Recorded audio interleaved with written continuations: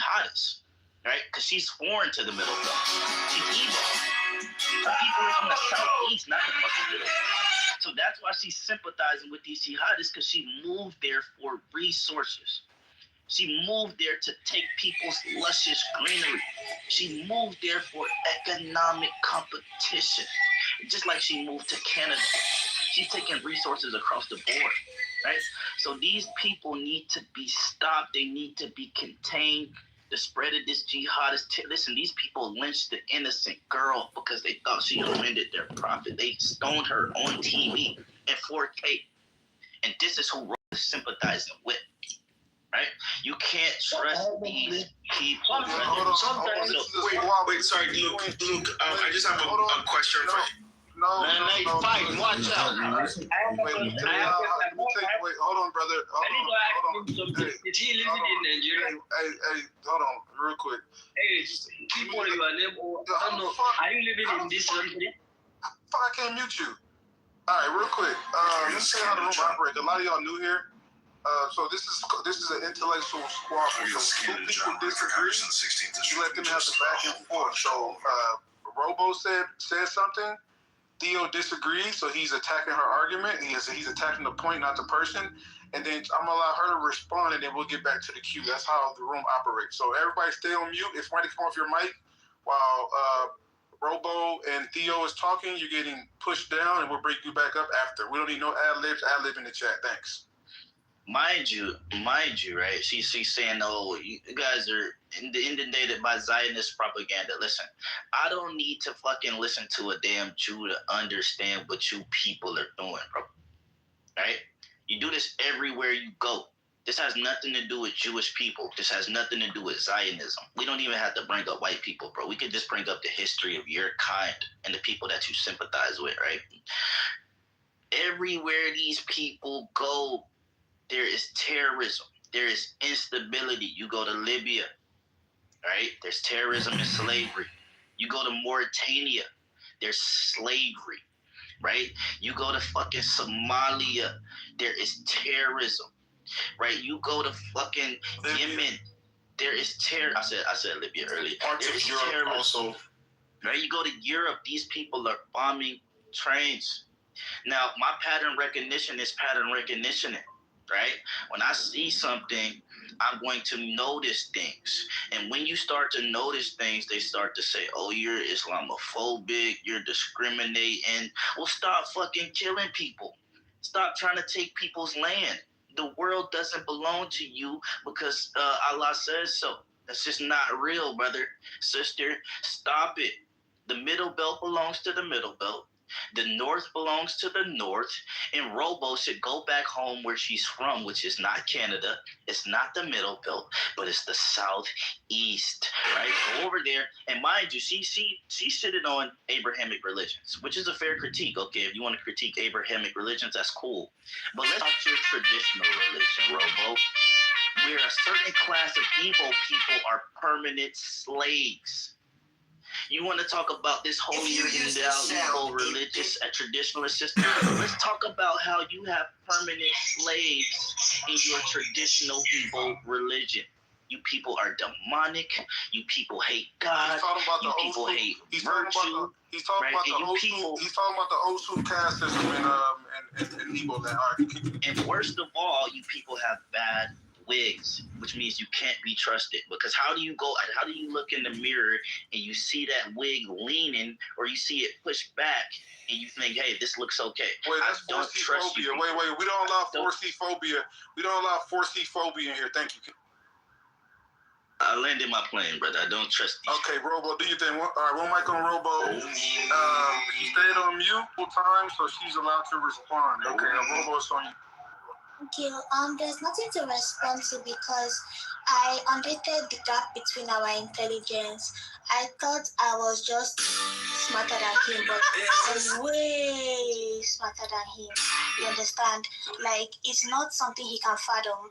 You get? It's a gap that even if he took a boat and he put that boat on full gear, the boat would never cover the ocean that exists between our intelligence. 100%. By the way, this is not an attack to you. This is just your reality. I'm just trying to explain it to you as best as you can understand. So I said the main issue that's causing this conflict is resources, and resources leads to conflict. You said, well, the Muslims are this, the Muslims are that. A lot of fabricated nonsense, which I expect from illiterates, and I know that George W. Bush, is it that one? Whoever it was that repealed the educational system and said no student left behind, he is the reason you are where you are today, because they left you. In fact, I don't think you actually ever left the bus stop. In fact, I don't think you ever got to school. You understand? Like, they didn't just leave you behind. You never even arrived for you to be left behind. You get? That's why you did not get a single point from what I was explaining. And honestly, there's no point explaining it to you, because a fool at, you look old, your hairline is already receding. A fool at however old you are, you're never going to have sense. You're never going to have sense. So I will wait for other people that have something to say and something intelligent, and then I'll respond to them instead. Also, I'm from South. I'm not from the Southeast. I'm from Delta State. And Osus are outcasts, they are not slaves. And what you are talking about, slavery, is actually a very interesting topic, because when Osu started was when the white people were trying to force everybody into slave trade. And they were like, okay, let's go and take who looks the most vulnerable. And so they went to go and take the people that were considered outcasts. And the reason they were considered outcasts is because Osus have been dedicated to God, and you cannot touch God's property. You are a liar. I don't know why you're unmuting. I already told you, you're daft. You are genetically daft. Like, your issue is not something that can be solved by your own power alone. You get, like, your issue is, once you were born, it was over. And I understand, I pity you. I pity you because both my parents are very intelligent. My mom did biochem, my dad did economics and statistics. You can't relate. I already know I can. You are a liar. Don't worry. You don't need to focus about it. But I could just tell from when you put your PTR and your receding chin that you were never going to make it. This is not a personal attack that's again. I'm so sorry. Damn. I make it too easy. You make it too easy. Don't feel attacked. Just know that who you are is not who you think you are. You get, like, you're actually worse than what you see in the mirror, and you need to deal with that first. And then when you're done dealing with that, pick up more books, because I feel like reading at least one book a month would have saved you from whatever nonsense you just opened your mouth to say. But unfortunately, that was not your reality, and that's why you came to where you are today. So I will wait for the more intelligent person to have a conversation with this. Okay? Okay, no problem.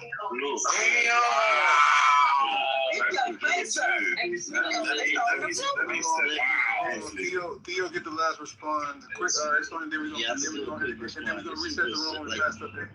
Outside of these bad homonyms, right? These bad wig at homonyms, right? She lied, right? The reason, right? Let's talk about the real reason that the Osu people got free.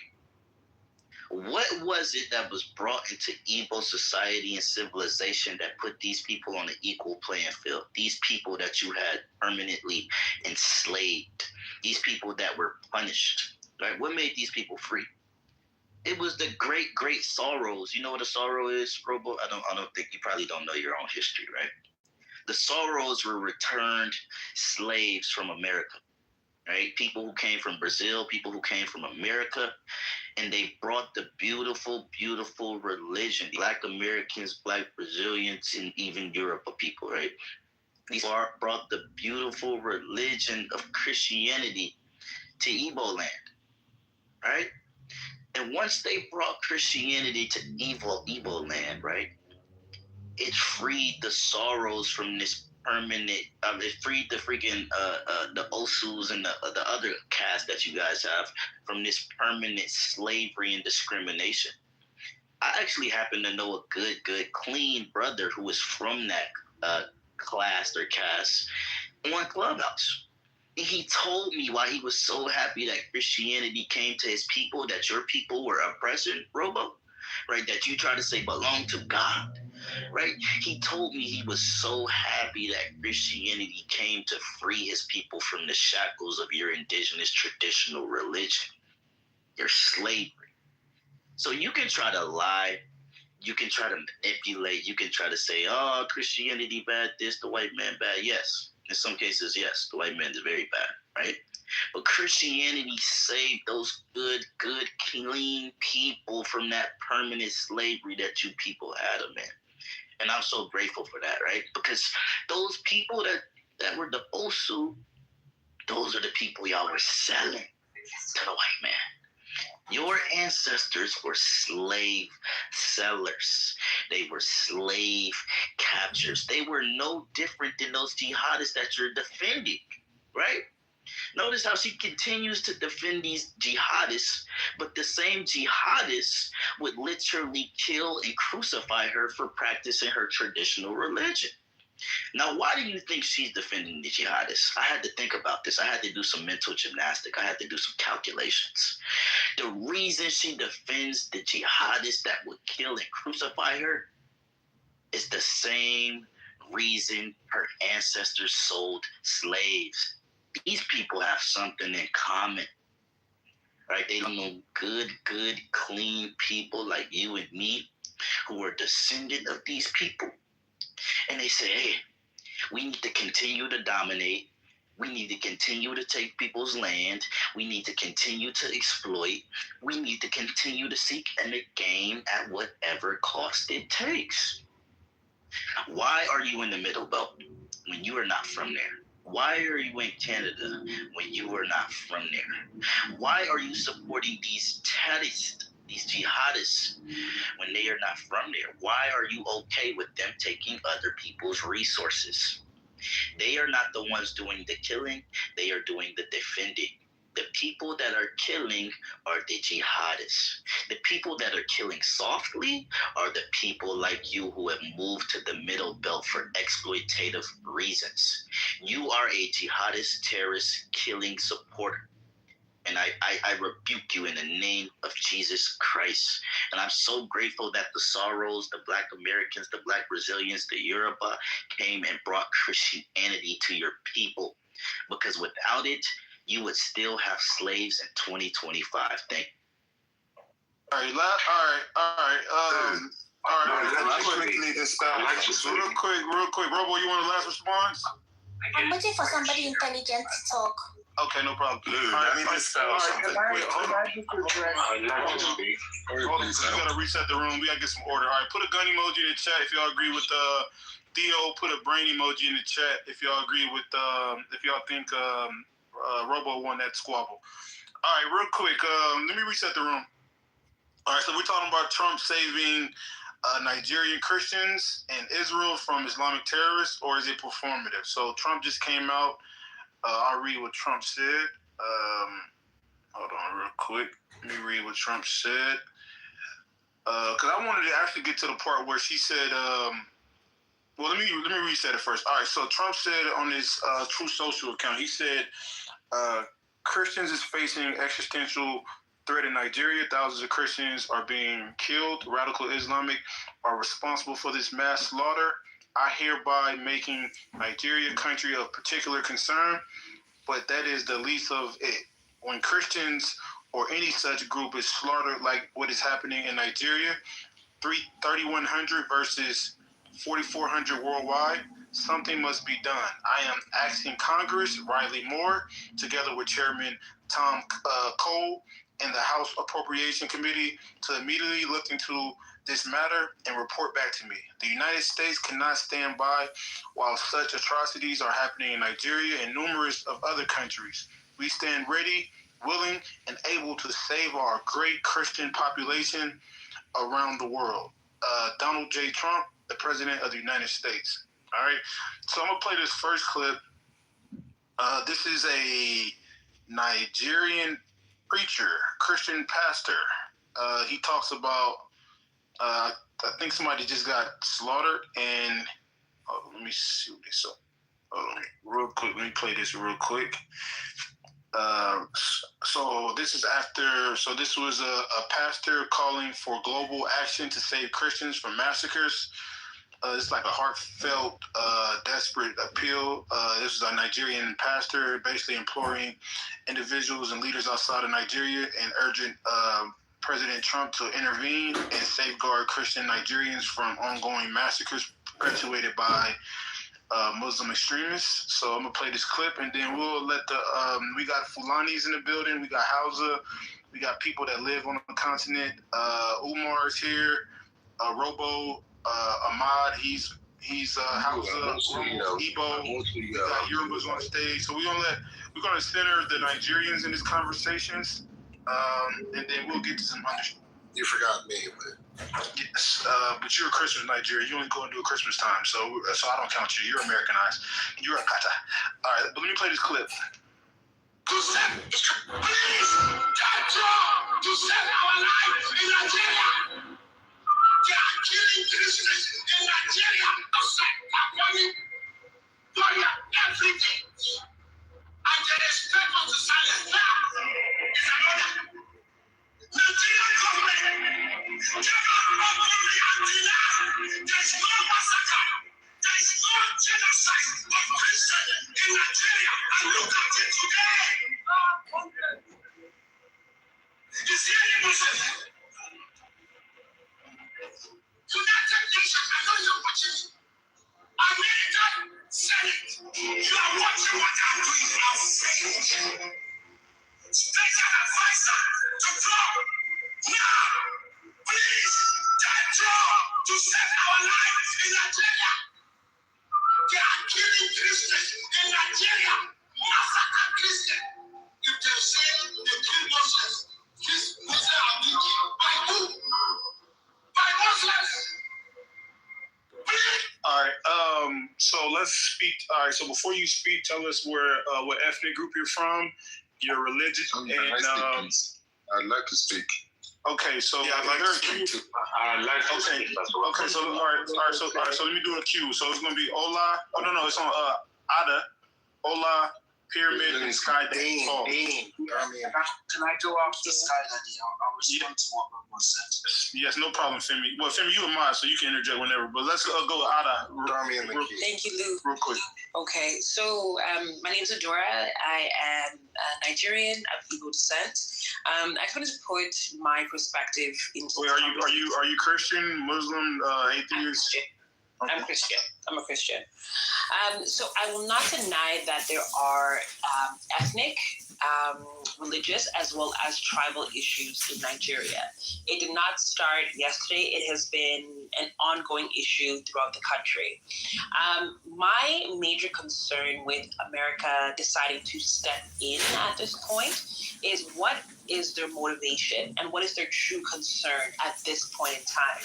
So under the Tinubu administration, there have been a lot of changes that have not favored the West.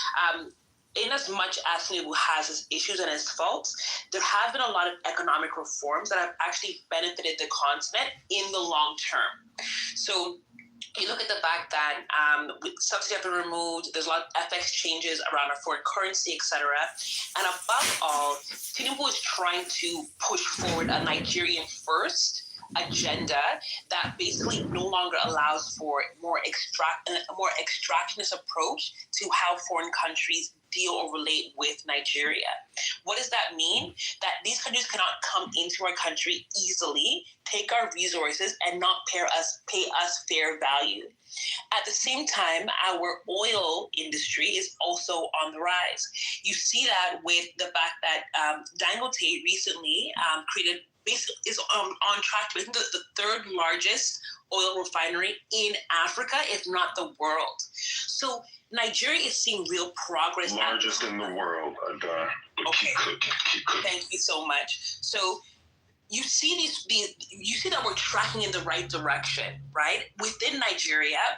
And not only that, but you're seeing that around Nigeria, I'm sure many people heard about the uprising that happened across Africa. They call it the Seychelles, which is basically like the Francophone countries that have for a long time been exploited by France. Correct. That was a huge uprising. The Francophone taxes, Correct, exactly. Like basically, like they own these economies. France has owned these economies for decades, and nothing has been done because of it. So they had an uprising. You have Burkina Faso, you have the Congo, and a few others that have basically stripped themselves of this colonial rule called France. So you're seeing also Macron getting very close with Trump.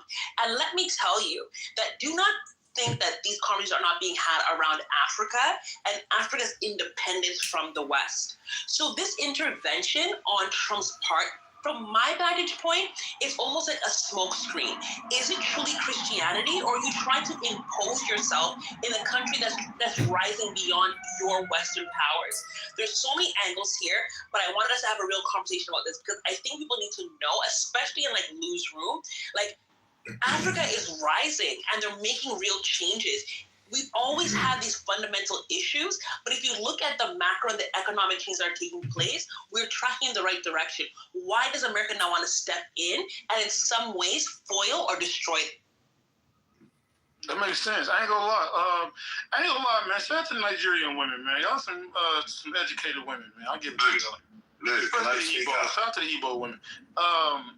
Anybody want to respond to that? If not, we're gonna keep it pushing. One thing I wanted to say is that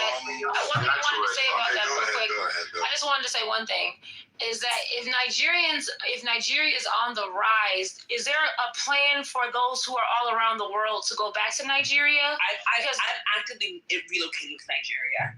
Okay, I'm actually a group head of a bank. I have incredible friends, very well educated, very well placed, amazing homes that are also moving back to the continent. Yeah, so let me tell you. Sorry, look, here's the thing. Look, there are more countries that want to return back. Hold on, real quick. This is an important question because, mind you, the Igbos, the Yorubas, they are like the most westernized group, right? They're educated and Christian. So the people who currently controls the government, right, is it majority Hausa Fulani currently? Hausa and Yoruba, I believe. I'm asking Nigeria. That's mostly Hausa and Yoruba. It's mostly the Northerners and the Yorubas. Okay, so hold on. My second question. All right, hold on. One mic. Lou, I'd like to respond to the lady. So secondly, what about the military? Who control? Like, because I know it's the North. It's the North. The North controls. Yes. All right, hold on. All right, so the North controls the military, a majority of the military, and then the Hausa and Yoruba is the one that controls the government. Hey, good afternoon. Yeah, Rise is a lot of things. It's coordinates. It's 88.88, longitude latitude on your regular Google Earth or Apple Maps. What are you talking about? That's the center of the throne. Oh, I see what you're saying. And that's my belief system at the moment. I'm doing a research paper. Your belief system is that God is a coordinate? Yeah, I like it. His throne is a coordinate. Showing you where he lives. Yeah, is that where the Orion Belt is? So that's where Justin believes. No, you're right, Nebula. That's what I think. Up north. Nebula. No, you're right, Nebula. My bad. So do you think that Jesus also considered these types of strange esoteric, concepts? Yeah, of course. He's my favorite prophet. Jesus wasn't a historical person. He wasn't historical? No, he's my favorite prophet. No. He doesn't have any history in any type of archaeology or records or... No, he has. Wow. Here in Egypt where he visited. Along the Nile River. It's a lovely trip. I'd love to book it for you. So Milith is proposing... Okay, it could just be a made-up tradition that he lived there, right? So Milith... No, he was here as a child. Okay, yeah. What's the evidence of that? Someone told you? Sites here in Egypt. Oh yeah, okay. The rock he touched. So wait, the rock that he touched. Pyramid, isn't Jesus just the updated version of Osiris, the Egyptian mythology of the resurrection of Osiris? Not really. You don't think so? I believe in Jesus, and I believe that Jesus is coming back. Amen. And I believe there are two different stories. Amen. It can't happen soon enough because I'm so sick of Andrew's rooms. They just drag on and on and on and on. Andrew, what do you think about the belief that Jesus was actually the god Ra or the god Osiris? Let's see. Let me think about how plausible that is. Oh no, I don't believe that. Well, Andrew, if you don't know the story, I'm sure you don't. Why you don't? Let me get you the link, Andrew. Read about the resurrection of Osiris, and you'll see that this myth or this genre or category or niche, it's a self-repeating natural phenomenon that just keeps reappearing in the liturgy, in history. Right now, even you could say Donald Trump is the new Jesus Christ. You could say Charlie Kirk is the new Jesus Christ. I'm just saying that So true. it's a symbolic, repetitive occurrence. It's phenomenon. It just keeps happening. Christ just means Lord. Yep. Buddha, And insofar as Krishna. Charlie Kirk and Trump are lords. That's a good point. They're Christ. Not all resurrections are the same, John. Not every erection is the same. I'm just saying that. Actually, every erection is anew. Exactly. You can never have the same erection twice. Comparing Christ to the Osiris is just pretty bad. It's not. It's in the liturgy. It's in all the books. It's just the same thing happening over and over again. It's like a river. You can never step into the same river twice. You can never have the same erection twice. Actually, I think Celine will probably like this whole thing, this comparison. He'll probably agree with it. Osiris is just likewise. Osiris regurgitated. Celine, you probably like that. Same thing with Zoroaster, countless prophets. It's the same story over and over again. And if you're a child, you will reject that fundamental summary. I'm 36. I don't know about you. Amen.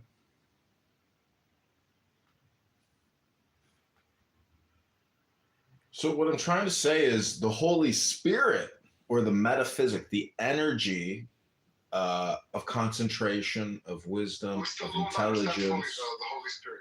What I'm trying to say is in that the more you think, the more you speak, the further from the truth you're going to get. Each and every one of us in this room, we are the truth. It's just a question of your enlightenment to come to the position that it's you doing all of this. It's you observe. It's like a solipsistic thing. I thought truth was property of propositions, but if we're the truth, that completely changes my view on things. That is the truth. Apparently, the more you think, the more you speak, the further from the truth you get. So stop thinking, end your problems. Yeah, I think that makes a lot of sense. Like, I think maybe the best way to stop thinking is just like shoot yourself in the head. Well, you come to Andrew's room all the time. It's the same exact thing. No, I'm just saying, like, I think, you gave us like something to aim towards, like a goal, right? Which was like, stop thinking and we'll end all our problems. So, like, I think you should probably take that advice. It's great advice. Well, I think you should take it. I'm not so sure you understand, because you just made a suicidal reference or some type of homicidal reference. And what I'm telling you is when you stop thinking, what you're back in is the objective world. And you say, I got to go scrub my toilet. I got to go, to the post office Monday at 11 a.m. You get back into reality as opposed to all this conceptual word games that people are playing to waste all your time.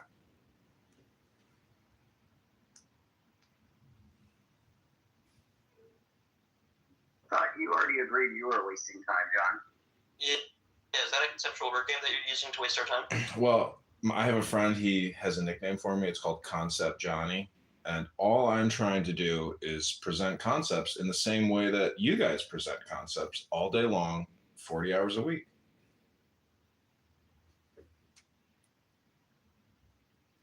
I'm presenting experience through frequency. All day long, 40 hours a week? Well, if you want to demonstrate or exhibit yourself through frequency, that's still just a concept, though. Is that not a concept, Pi Rob Mid? The concept is simple: live, learn. And if you don't learn, life will teach you. So, who or what is the best master? Isn't it intelligence and wisdom? What's intelligence and wisdom to you? Explain that to me, please.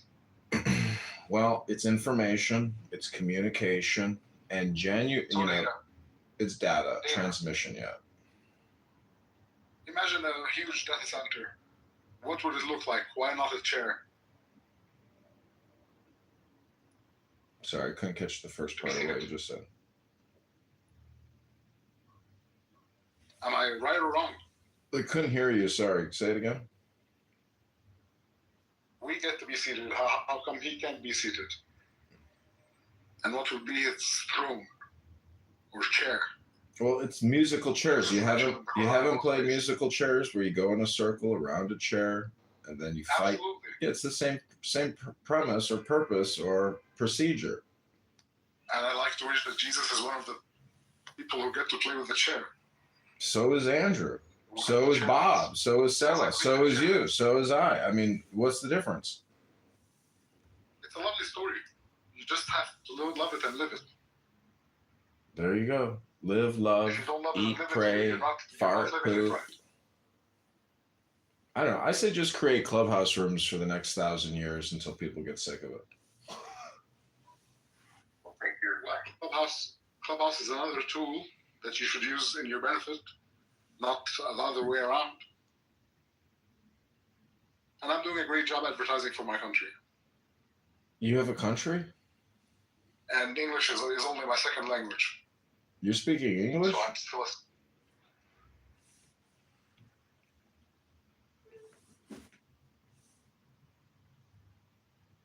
Well, Sella and Andrew up here, they're both Jew-hating, anti-Semitic bigots. And, you know, eventually they will become intelligent enough to transcend their own bigotry. They're racists.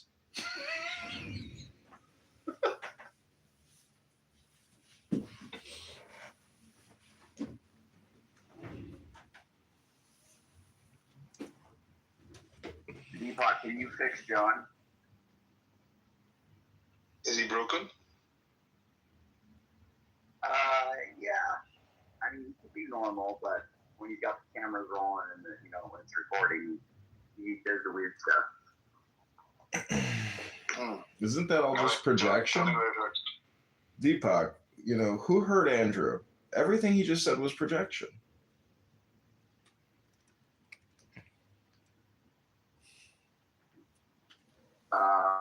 John has told us probably 1,000 times that we're wasting time. But so you're only wasting time in as much as words are time, and a lot of the words you're using are just unnecessary and wasteful. I'm not saying you're not trying to achieve something or you don't have some type of purpose to the communication. I'm just saying a lot of the words that I use even, and everyone else here, you'd have to admit it's really unnecessary and a waste of. Okay. John, what's the purpose of life? Go ahead. To keep breathing. So take the deepest breath of the day. Hold it for 10 seconds. Yeah, sounds pretty shallow. Well, it's just projection. Do you believe? Do I believe? And that's my reference to years. I'm not a Zionist, Andrew. Maybe that's projection. Are you a Christian Zionist? No, right? Oh, sorry, I didn't finish my sentence. I got distracted. Do you believe in pineapple on pizza?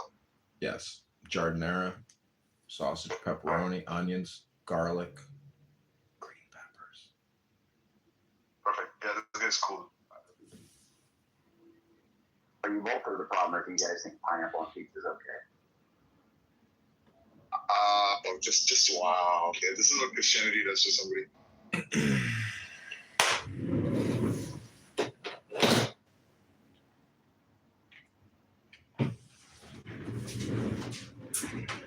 I mean, Krishna.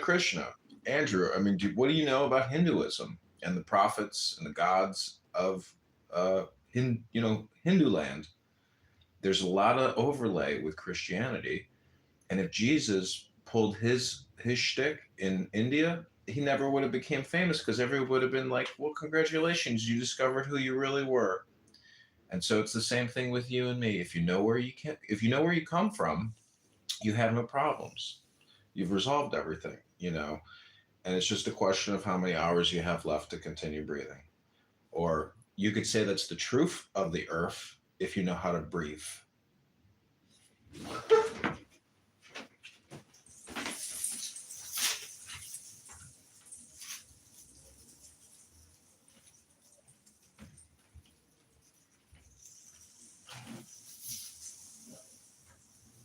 Okay, Kayla, can you fix John?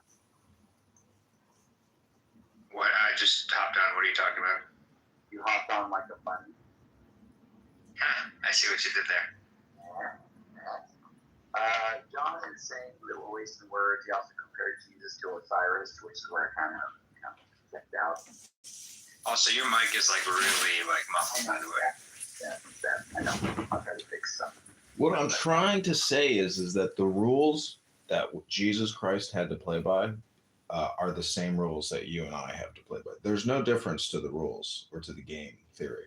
What do you mean by rules, though? Not rules, I mean game theory, basically. Like the same game that Jesus played, you and I can play. What? I guess I don't know what you mean by game in this sense. Just self-enlightenment, or you could say self-actualization. I mean, I agree that Jesus follows the same moral code that we're obliged to follow, but I wouldn't call that the game in the sense that you're thinking of it. Well, I mean, I also know what Osiris. I did know Andrew had mentioned something about that. I'm not sure what the context of that was. Osiris? Well, what I'm saying is that you think Jesus Christ's experience is more than a one-off. It's the only experience that can happen, because of his special status. I'm just saying it's not. That the special experience of Christ Jesus has been experienced an infinite amount of times, basically, at this point. There's nothing new under the sun. So if you're so caught up with the Bible and Jesus, you just like pizza, but you refuse to eat tacos, burritos, chimichangas. Happy birthday, John. Yeah, I don't eat pizza with pineapple, sorry. Most of the Osiris, are you talking about like the parallelisms with like the dying and rising God stuff? Is that what you're referring to? Yeah.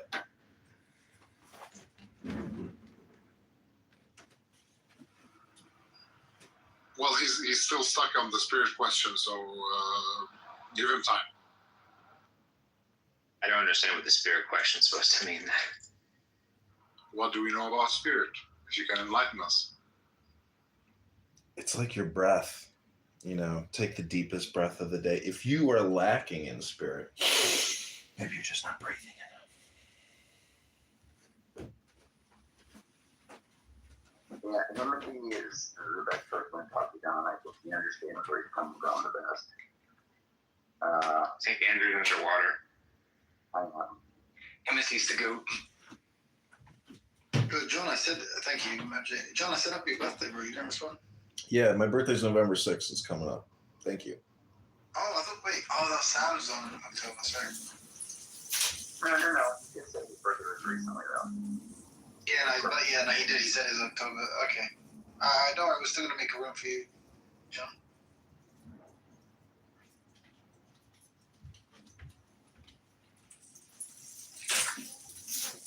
Yeah, really cool. Well, you should do that. Let us know. Sure we know. I said, let us know when you're going to make the room. Oh, no, bullshit. I ain't making nothing. Oh, okay. You don't care that much. Okay. No. But it sounds like it's like a nice thing to say. It is a nice thing to say. It's also nice to talk through what you say. I'm gonna wish him a happy birthday. If I remember.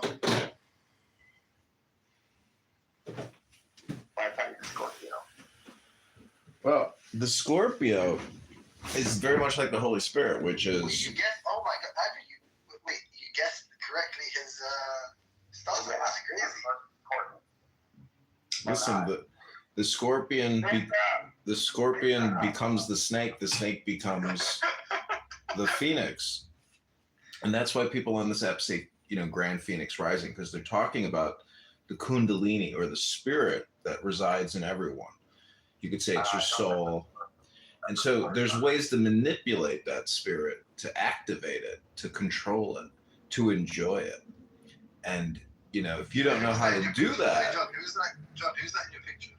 that's me holding the Constitution. Wait, that's you. That's me. Well, you're a veteran. I'm a veteran. A supporter of Israel.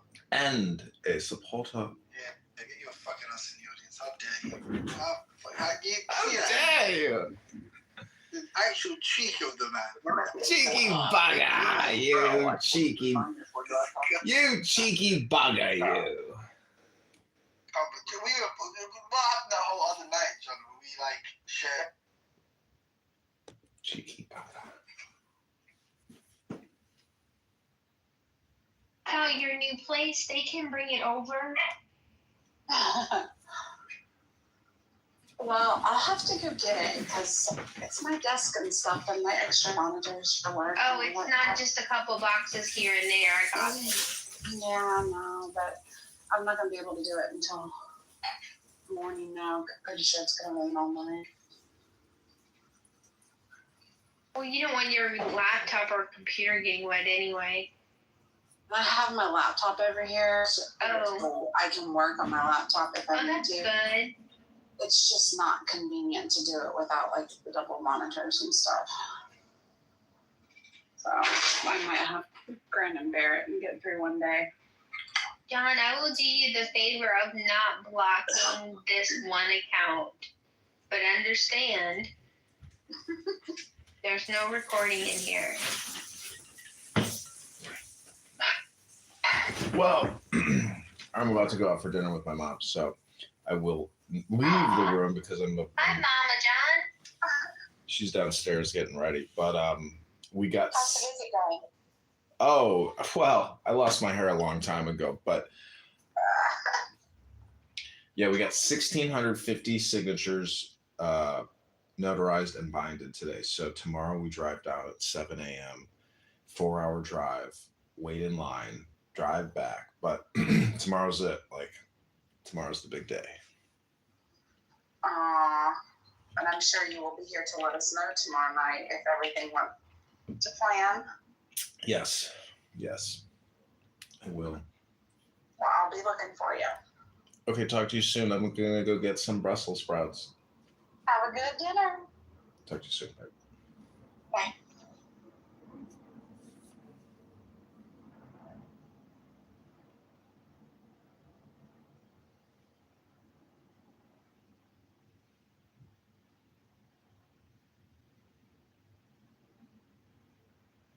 Look at this public room. I'm just gonna leave this room, let it run.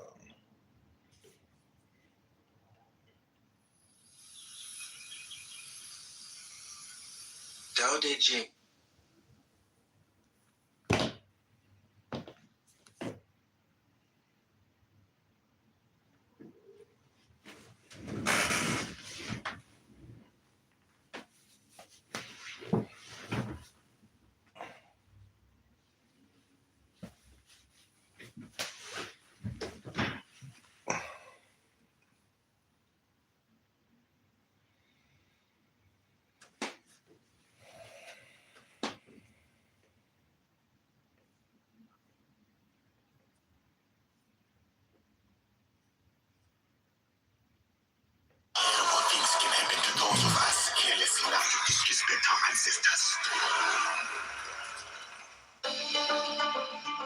The reason we created these initial robots was to solve a pretty basic problem. Dao De Jing can be translated as the book of the imminence of the way, or the book of the way and of how it manifests itself in the world, or simply the book of the way. Since it is already well known by its Chinese title, I have let that stand. About Lao Tzu, its author, there's practically nothing to be said. He may have been an older contemporary of Confucius, 551 to 479 BCE, and may have held the position of archive keeper in one of the petty kingdoms of time. But all the information that has come down to us is highly suspect. Even the meaning of his name is uncertain. The most likely interpretations, the old master, or more picturesquely, the old boy. Like an Iroquois woodsman, he left no traces. All he left us is his book. the classic manual on the art of living, written in a style of gem-like lucidity, radiant with humor and grace, and large-heartedness and deep wisdom, one of the wonders of the world. People usually think of Lao Tzu as a hermit, a dropout from society, dwelling serenely in some mountain hut, unvisited except perhaps by the occasional traveler arriving from a 60s joke to ask, what is the meaning of life? But it's clear from his teachings that he deeply cared about society, if society means the welfare of one's fellow human beings. His book is, among other things, a treatise on the art of government, whether of a country or of a child. The misperception may arise from his insistence on wei wu wei, literally doing, not doing, which has been seen as passivity. Nothing could be further from the truth, without any interference of the conscious will. This is a paradigm for non-action, the purest and most effective form of action. The game plays the game. The poem writes the poem. We can't tell the dancer from the dance. Less and less do you need to force things, until finally you arrive at non-action. When nothing is done, fuel has been completely transformed into flame. This nothing is in fact everything. It happens when we trust the intelligence of the universe in the same way that an athlete or a dancer trusts the superior intelligence of the body. Hence Lao Tzu's emphasis on softness. Softness means the opposite of rigidity and is synonymous with suppleness, adaptability, endurance. Anyone who has seen a Tai Chi or Aikido master doing, not doing, will know how powerful this softness is. Lao Tzu's central figure is a man or woman whose life is in perfect harmony with the way things are. This is not an idea, it is a reality.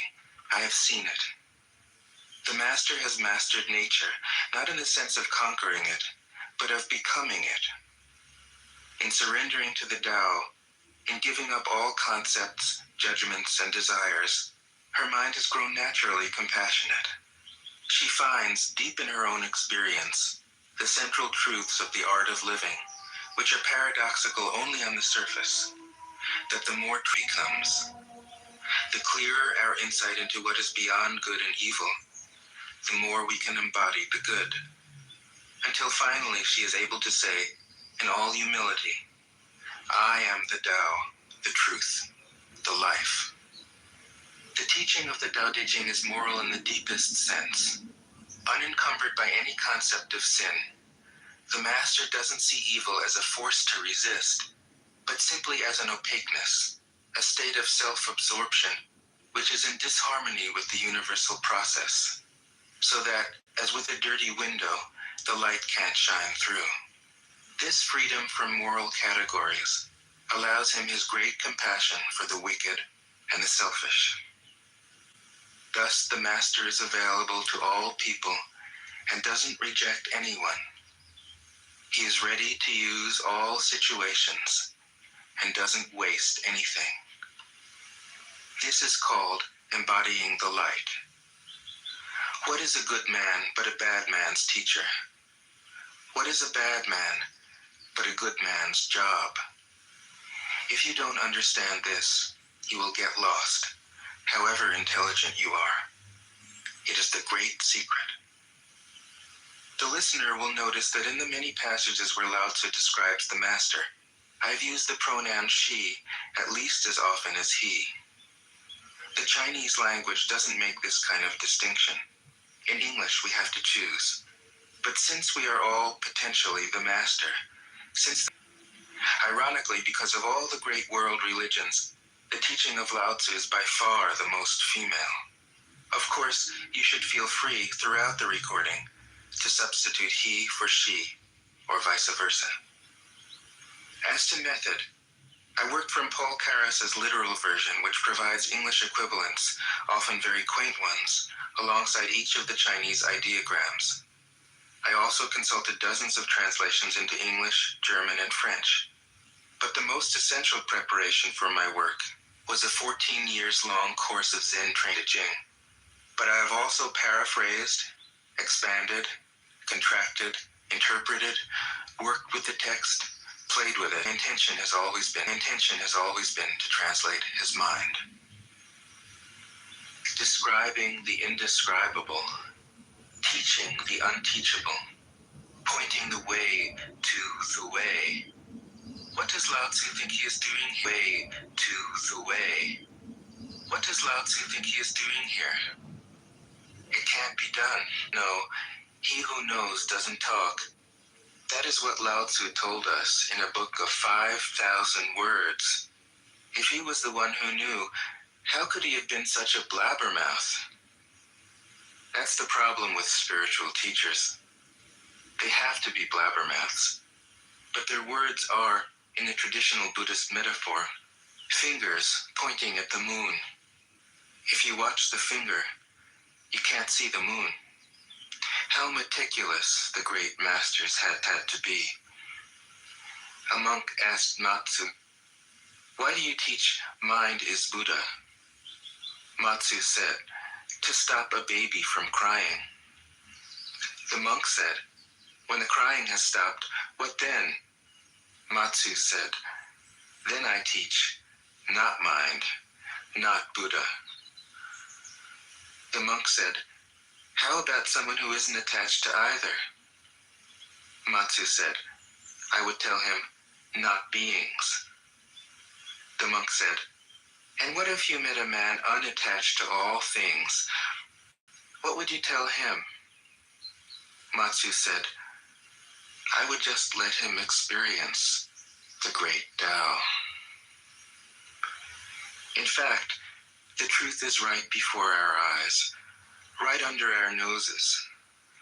So simple. For complicated minds, drastic measures are needed. Lao Tzu's book was written as a response out of grandmother, but seeing its decline, he departed.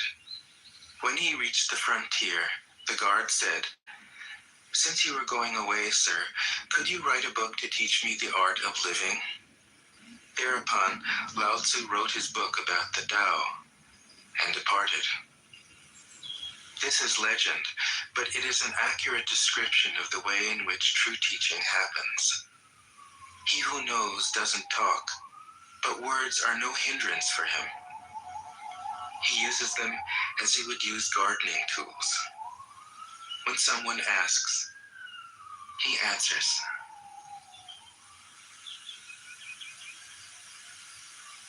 Tao Te Ching. 1. The Tao that can be told is not the eternal Tao. The name that can be named is not the eternal name. The unnameable is the eternally real. Naming is the origin of all particular things. Free from desire, you realize the mystery. Caught in desire, you see only the manifestations. Yet mystery and manifestations arise from the same source.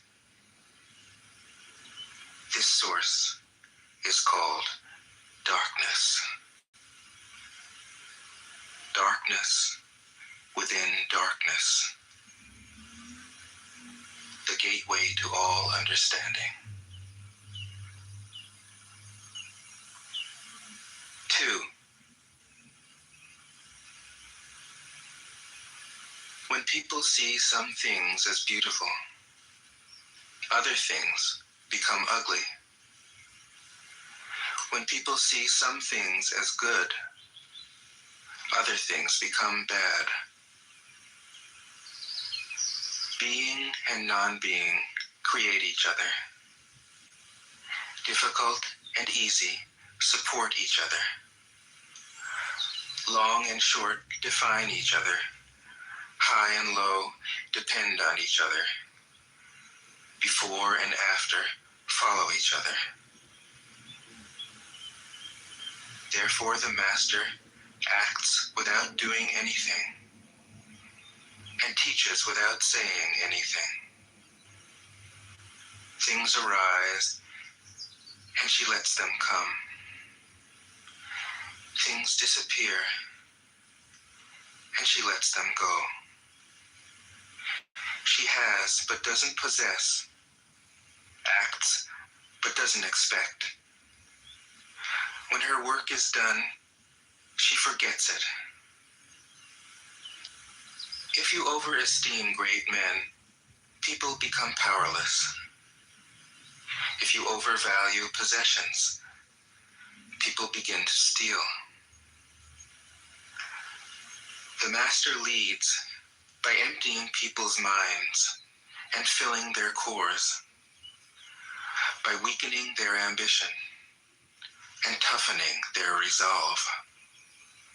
He helps people lose everything they know, everything they desire, and creates confusion in those who think that.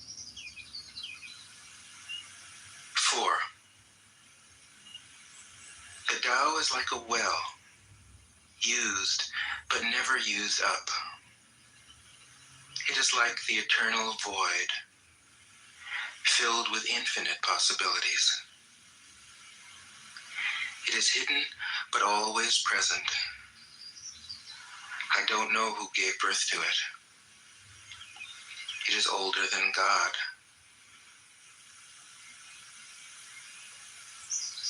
5. The Tao doesn't take sides. It gives birth to both good and evil. The Master doesn't take sides. She welcomes both saints and sinners. The Tao is like a bellows. It is empty, yet infinitely capable. The more you use it, the more it produces. The more you talk of it, the less you understand. Hold on to the center. 6. The Tao is called the Great Mother. Empty, yet inexhaustible, it gives birth to infinite worlds. It is always present within you. You can use it any way you want. 7. The Tao is infinite, eternal. Why is it eternal? It was never born, thus it can never die. Why is it infinite? It has no desires for itself, thus it is present for all beings. The Master stays behind. That is why she is ahead. She is detached from all things, fully fulfilled. 8. The supreme good is like water, which nourishes all things without trying to. It is content with the low places that people disdain. Thus, it is like the Tao. In dwelling, live close to the ground. In thinking, keep to the simple. In conflict, be fair and generous. In governing, don't try to control. In work, do what you enjoy. In family life, be completely present. When you are content to be simply yourself and don't compare or compete, everybody will respect you.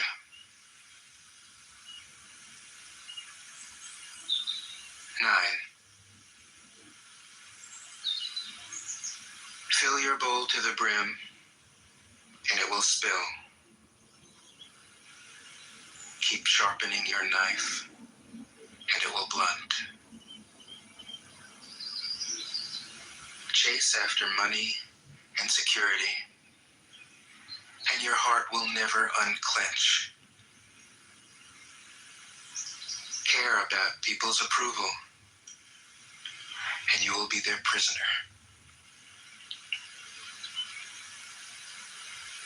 Do your work, then step back. The only path to serenity. 10.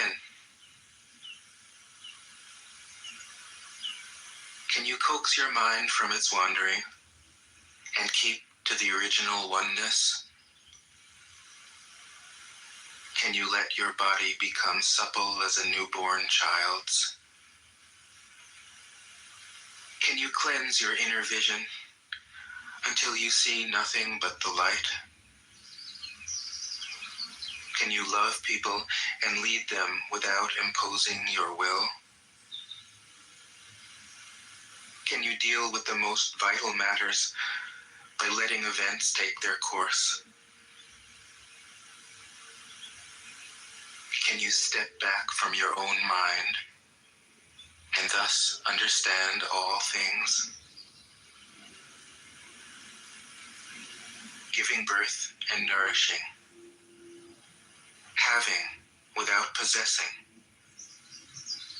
acting with no expectations, leading and not trying to control. This is the supreme virtue. You're in a wheel, but it is the center hole that makes the wagon move. We shape, we hammer wood for a house, but it is the inner space that makes it livable. We work with being, but non-being is what we use. 12. Colors blind the eye. Sounds deafen the ear.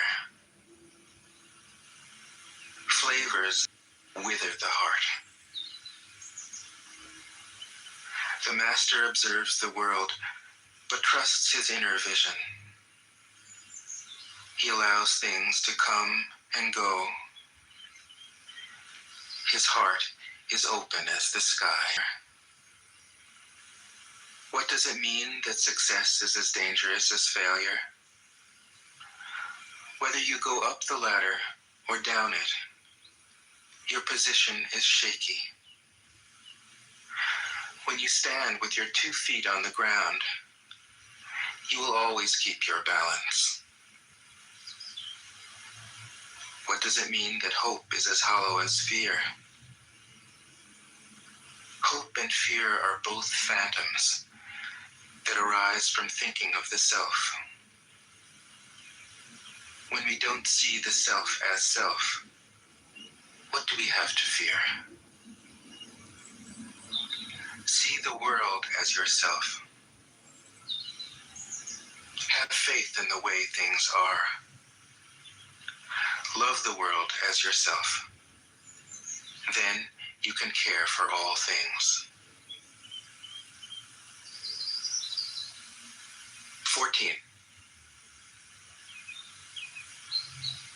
Look, and it can't be seen.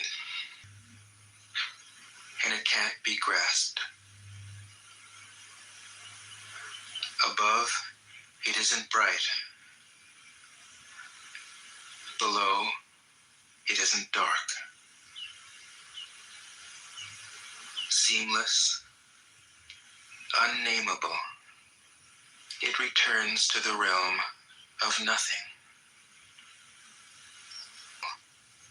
Beyond all conception. Approach it, and there is no beginning. Follow it, and there is no end. You can't know it, but you can be it, at ease in your own life. Just realize where you come from. This is the essence of wisdom. 15. The ancient masters were profound and subtle. Their wisdom was unfathomable. There is no way to describe it. All we can describe is their appearance. They were careful as someone crossing an iced-over stream, alert as a warrior in enemy territory, courteous as a guest, fluid as melting ice, shapeable as a block of wood, receptive as a valley, clear as a glass of water. Do you have the patience to wait till your mud settles and the water is clear? Can you remain unmoving till the right action arises by itself? The master doesn't seek fulfillment. Not seeking, not expecting. She is present and can welcome all things. 16. Empty your mind of all thoughts.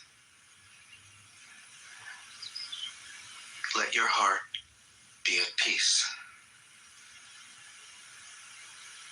Watch the turmoil of beings, but contemplate their return. Each separate being in the universe returns to the common source.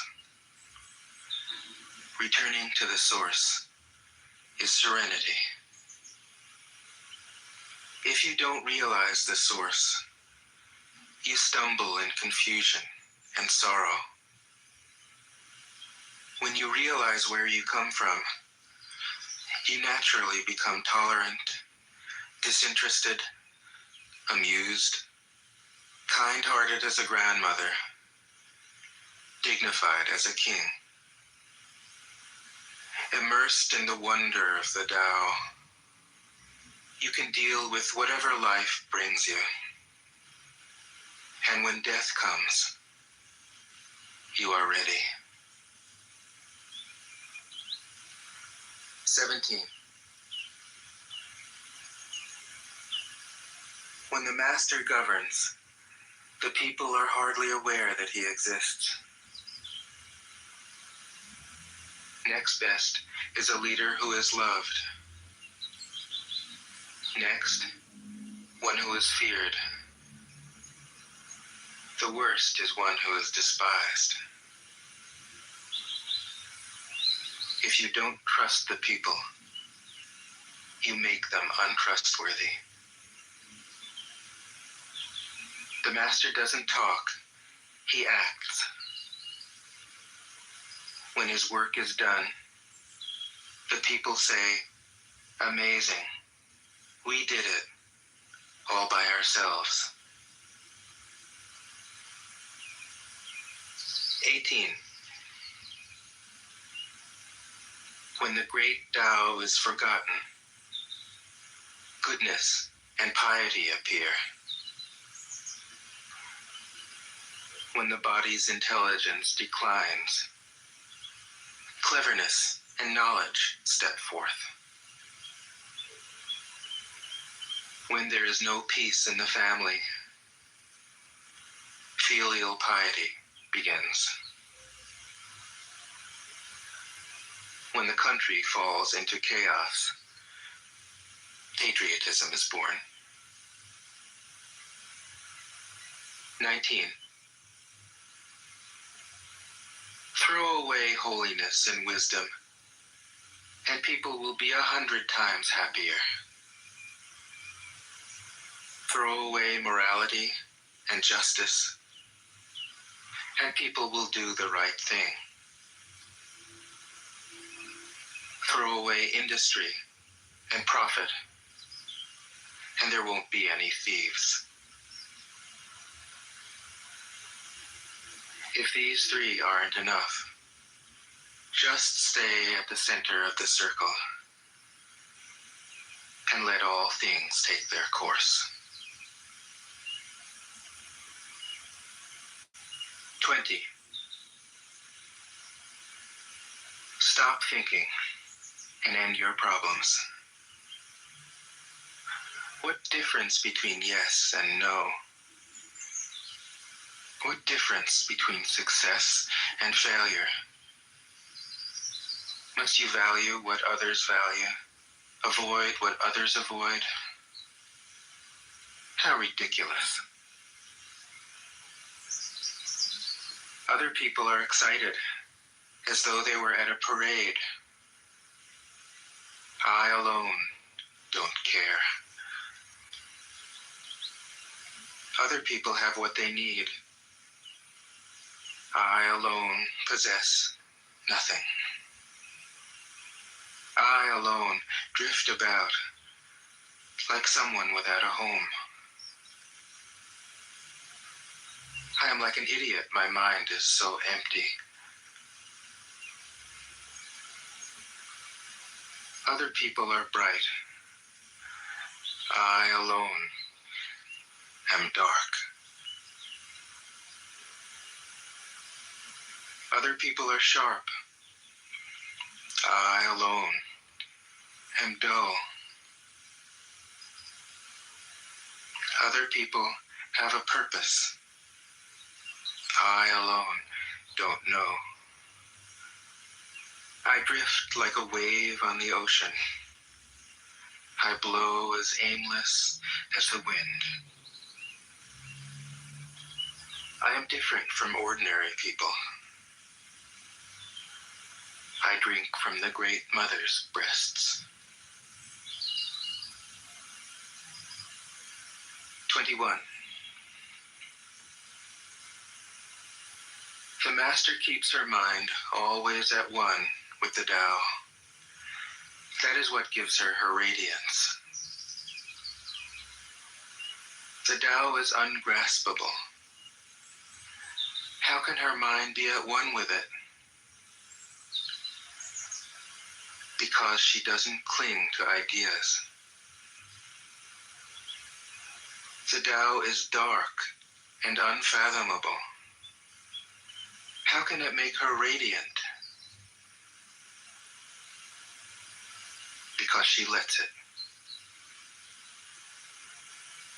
Since before time and space were, the Tao is. It is beyond is and is not. How do I know this is true? I look inside myself and see.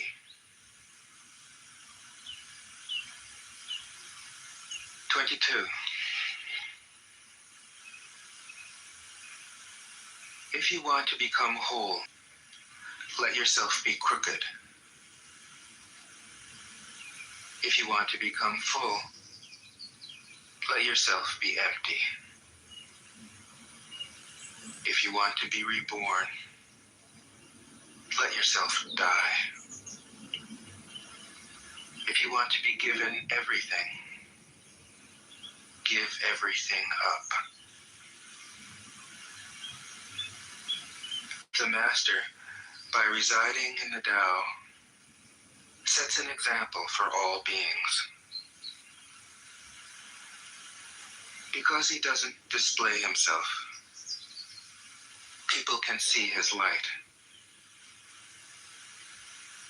Because he has nothing to prove, people can trust his words. Because he doesn't know who he is, people recognize themselves in him. Because he has no goal in mind, everything he does succeeds. When the ancient masters said, if you want to be given everything, give everything up, can you be truly yourself?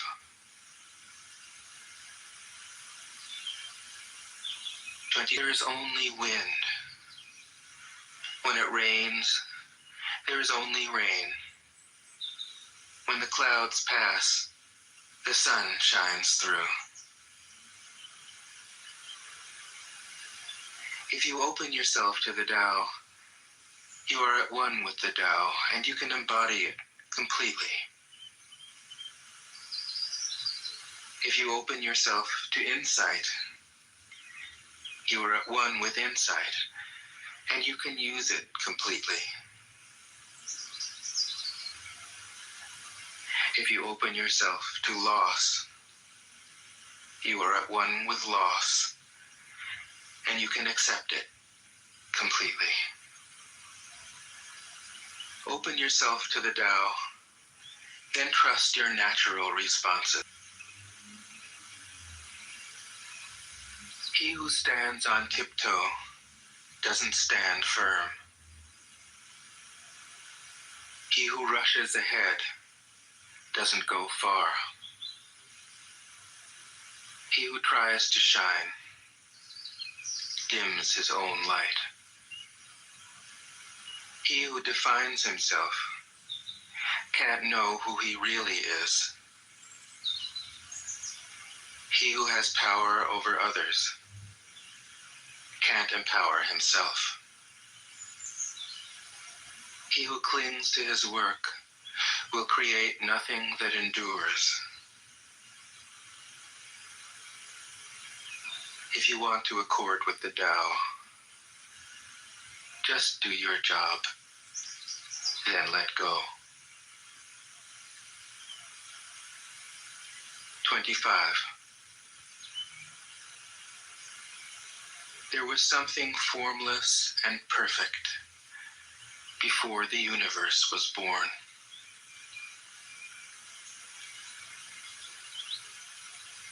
It is serene, empty, solitary,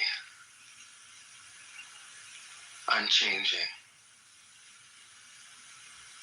infinite, eternally present. It is the mother of the universe. For lack of a better name, I call it the Tao.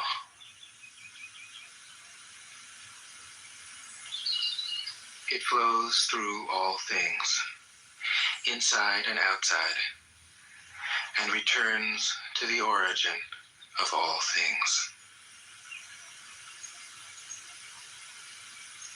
The Tao is great. The universe is great. Powers. Man follows the earth. Earth follows the universe. The universe follows the Tao. The Tao follows only itself. 26. The heavy is the root of the light. The unmoved is the source of all movement. Thus the master travels all day without leaving home. However splendid the views, she stays serenely in herself.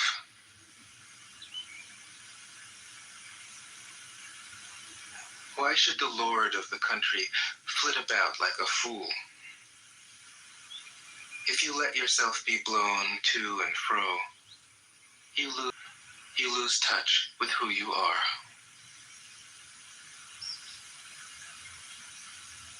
27. A good traveler has no fixed plans and is not intent upon arriving. A good artist lets his intuition lead him wherever it wants, mind open to what is. Thus the master is available to all people and doesn't reject anyone. He is ready to use all situations and doesn't waste anything.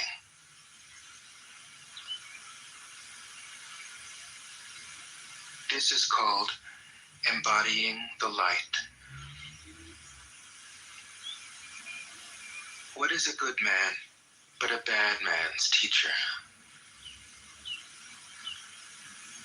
What is a bad man but a good man's job? If you don't understand this, you will get lost, however intelligent you are. It is the great secret.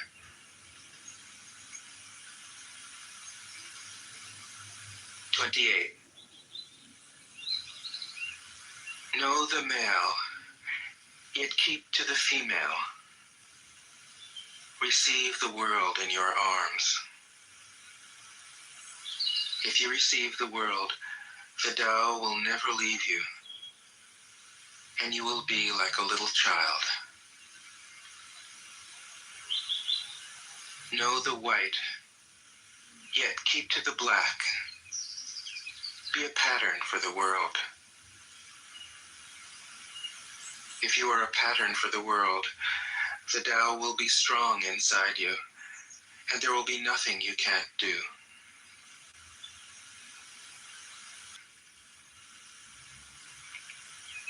If you accept the world, the Tao will be luminous inside you, and you will return to your primal self.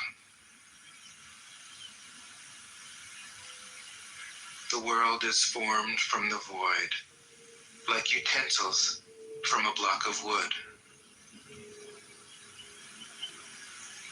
The master knows the utensils, yet keeps to the block.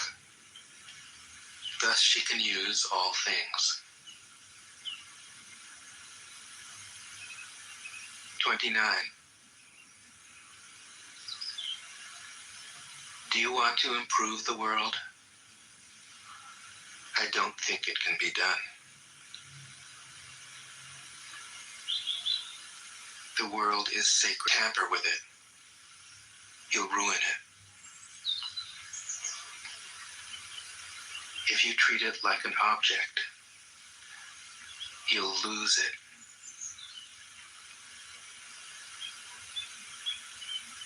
There's a time for being ahead, a time for being behind, a time for being in motion, a time for being at rest, a time for being vigorous, a time for being exhausted,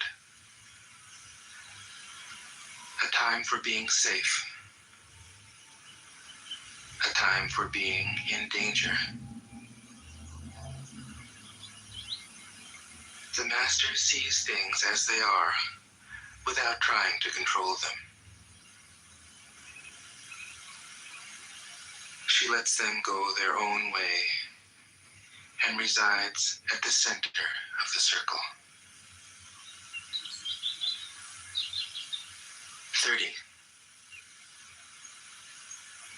Whoever relies on the Tao in governing men doesn't try to force issues or defeat enemies by force of arms.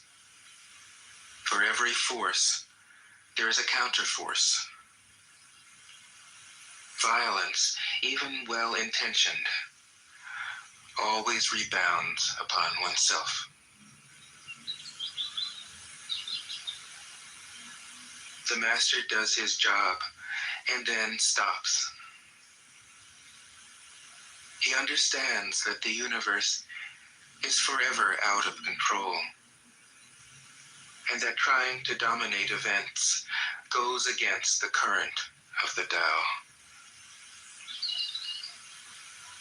Because he believes in himself, he doesn't try to convince others.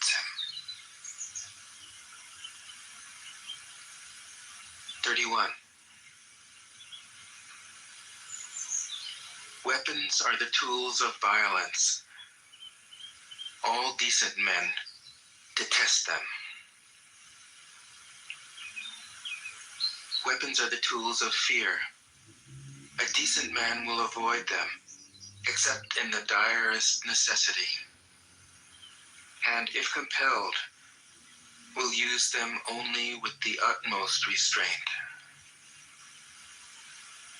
Peace is his highest value. If the peace has been shattered, how can he be content? His enemies are not demons, but human beings like himself. He doesn't wish them personal harm, nor does he rejoice in victory. How could he rejoice in victory and delight in the slaughter of men? He enters a battle gravely, with sorrow, and with great compassion, as if he were attending a funeral. 32. The Tao can't be perceived. Smaller than an electron, it contains uncountable galaxies. If powerful men and women could remain centered in the Tao, all things would be in harmony. All would be written in their hearts. When you have names and forms, know that they are provisional. When you have institutions, know where their functions should end. Knowing when to stop, you can avoid any danger.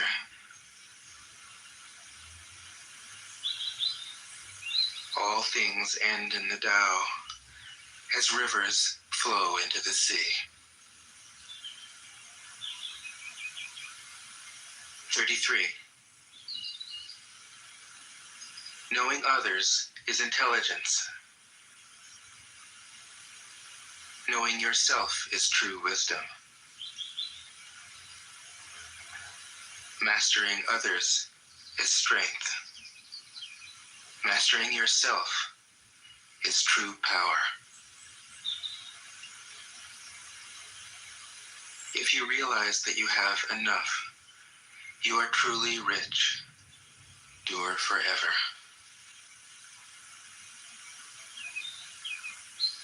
34. The great Tao flows everywhere. All things are born from it, yet it doesn't create them.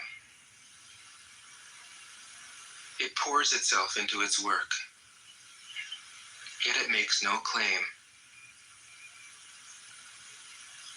It nourishes infinite worlds, yet it doesn't hold on to them. Since it is merged with all things and hidden in their hearts, it can be called humble. Since all things vanish into it, and it alone endures, it can be called great.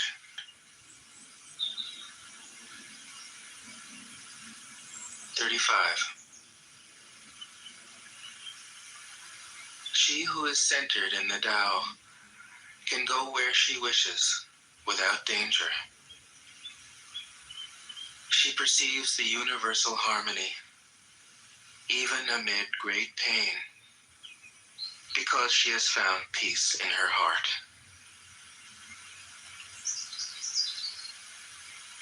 Music or the smell of good cooking may make people stop and enjoy, but words that point to the Tao seem monotonous and without flavor.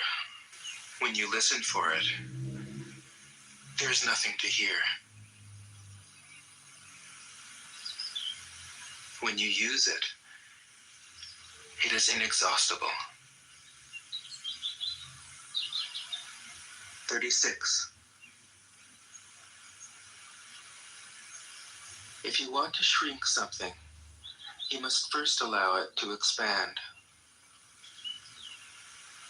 If you want to get rid of something, you must first allow it to flourish. If you want to take something, you must first allow it to be given. This is called the subtle perception of the way things are. The soft overcomes the hard. The slow overcomes the fast. Let your workings remain a mystery.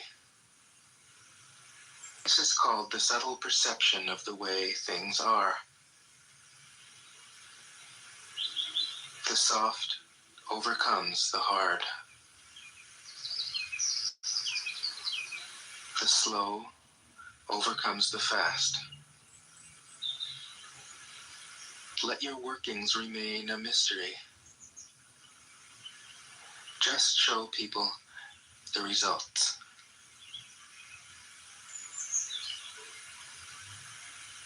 37.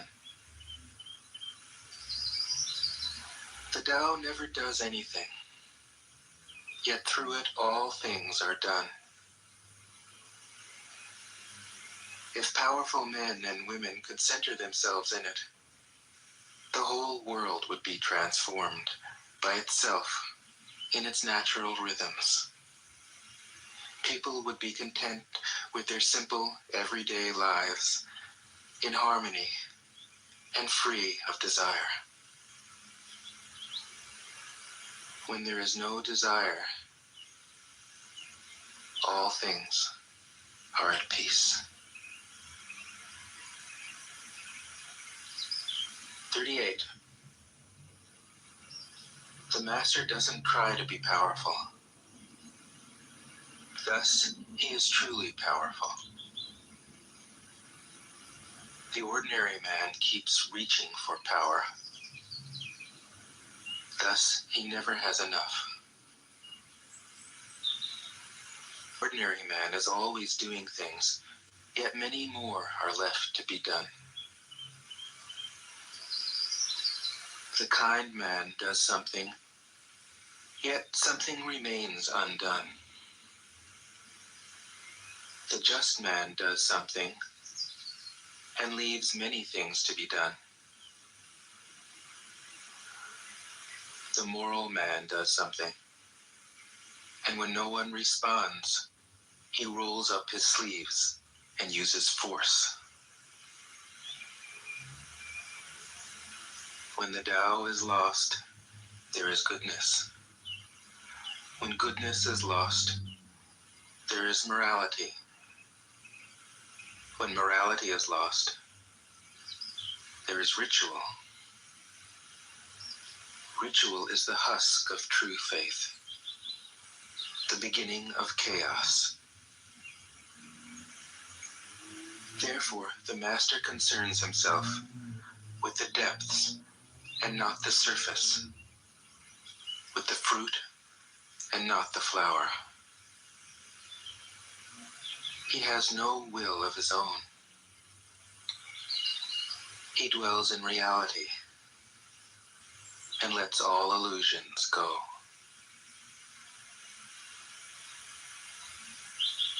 39.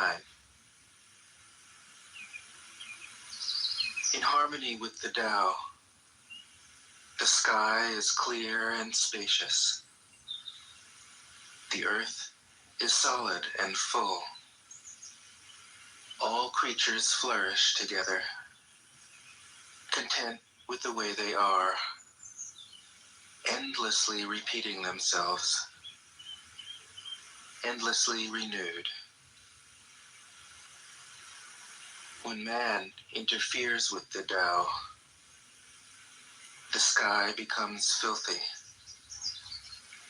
The earth becomes depleted. the equilibrium crumbles. Creatures become extinct. The master views the parts with compassion because he understands the whole. His constant practice is humility. He doesn't glitter like a jewel, but lets himself be shaped by the Tao, as rugged and common as a stone. 40. Return is the movement of the Tao. Yielding is the way of the Tao. All things are born of being. 41. When a superior man hears of the Tao, he immediately begins to embody it. When an average man hears of the Tao, he half believes it, half doubts it. When a foolish man hears of the Tao, he laughs out loud. If he didn't laugh, it wouldn't be the Tao. Thus it is said, the path into the light seems dark. The path forward seems to go back. The direct path seems long. True power seems weak. True purity seems tarnished.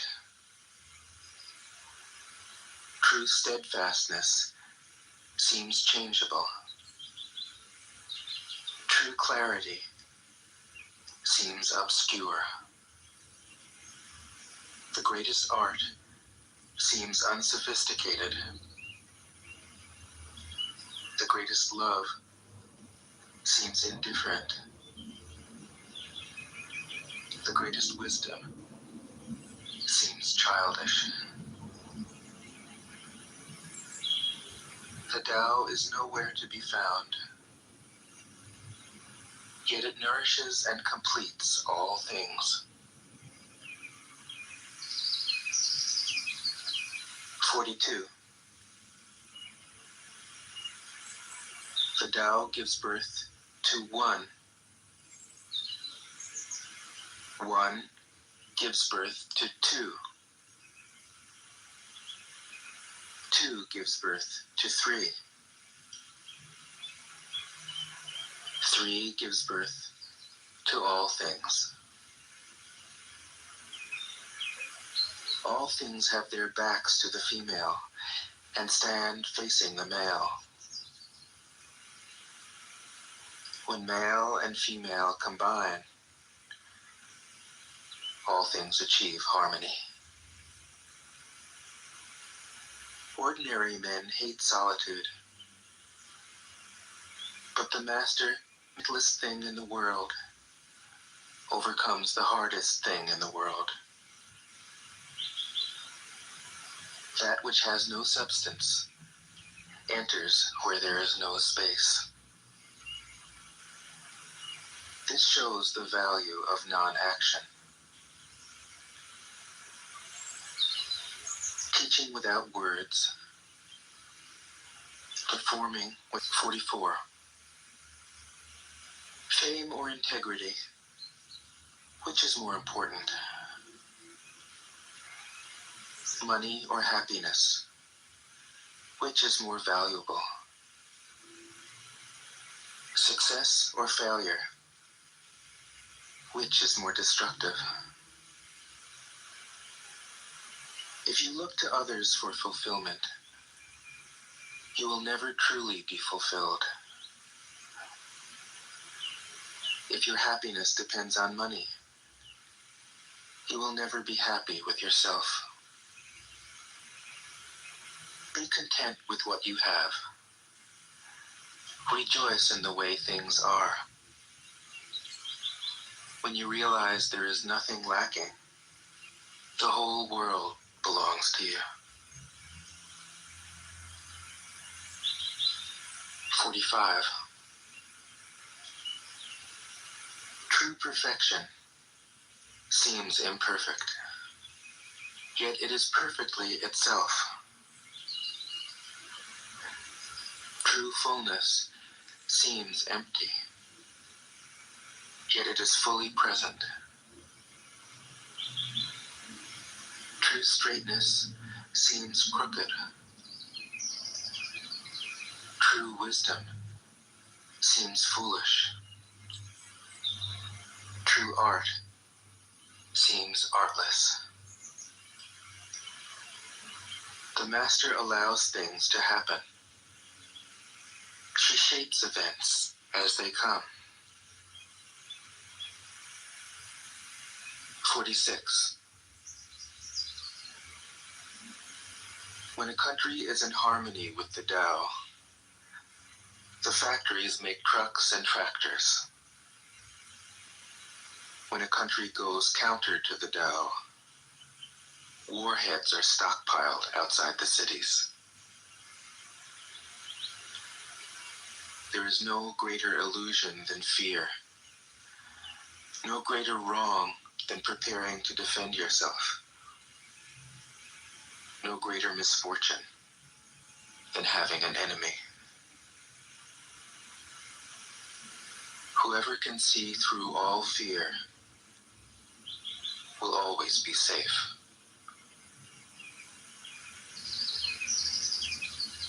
47. Without opening your door, you can open your heart to the world.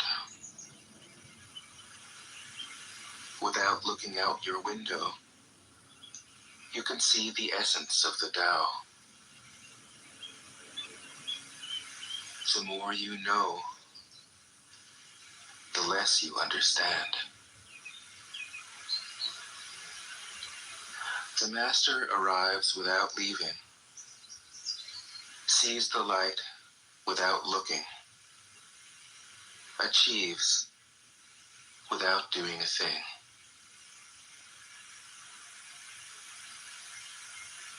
48. In the pursuit of knowledge, every day something is added. Less and less do you need to force things, until finally you arrive at non-action. When nothing is done, nothing is left undone. True mastery can be gained by letting things go their own way. It can't be gained by interfering.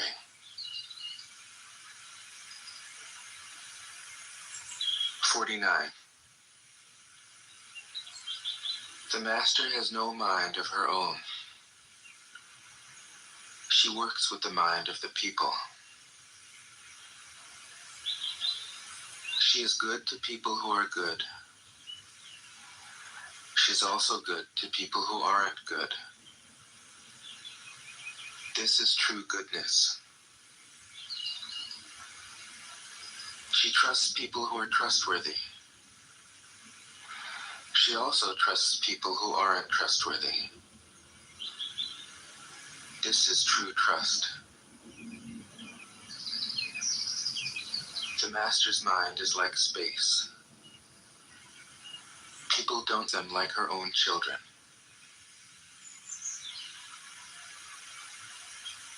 50. And he has nothing left to hold on to. No illusions in his mind. Flow from the core of his being. He holds nothing back from life. Therefore, he is ready for death, as a man is ready for sleep after a good day's work. Is an expression of the Tao. It springs into existence, unconscious, perfect, free, takes on a physical body, lets circumstances complete it. That is why every being spontaneously honors the Tao. The Tao gives birth to all beings, nourishes them, maintains them, cares for them, comforts them, protects them, takes them back to itself, creating without possessing, acting without expecting, guiding without interfering. That is why love of the Tao is in the very nature of things. In the beginning was the Tao. All things issue from it. All things return to it. To find the origin, trace back the manifestations. When you recognize the children and find the mother, you will be free of sorrow. If you close your mind in judgments and traffic with desires, your heart will be troubled. If you keep your mind from judging and aren't led by the senses, your heart will find peace. Seeing into darkness is clarity. Knowing how to yield is strength. Use your practicing eternity. 53. The great way is easy, yet people prefer the side paths. Be aware when things are out of balance. Stay centered within the Tao.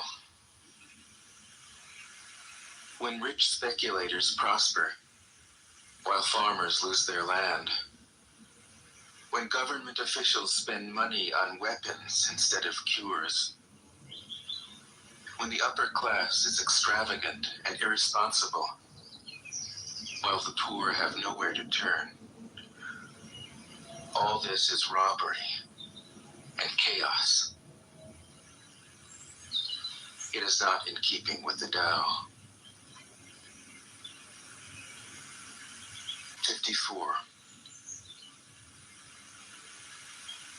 Whoever is planted in the Tao will not be rooted up. Whoever embraces the Tao will not slip away.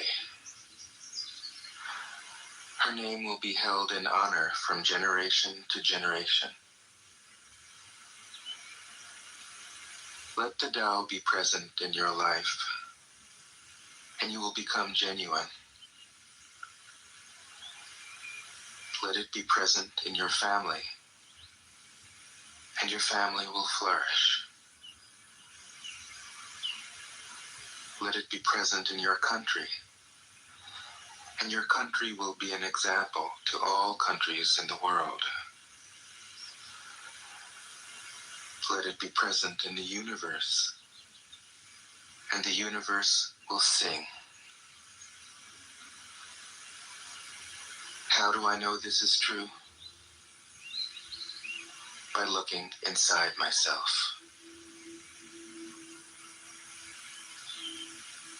55. He who is in harmony with the Tao is like a grip, is powerful. It doesn't know about the union of male and female, yet its penis can stand erect. So intense is its vital power. It can scream its head off all day, yet it never becomes hoarse. So complete is its harmony. The Master's power is like this. He lets all things come and go effortlessly, without desire. He never expects results. Thus he is never disappointed. He is never disappointed. Thus his spirit never grows old.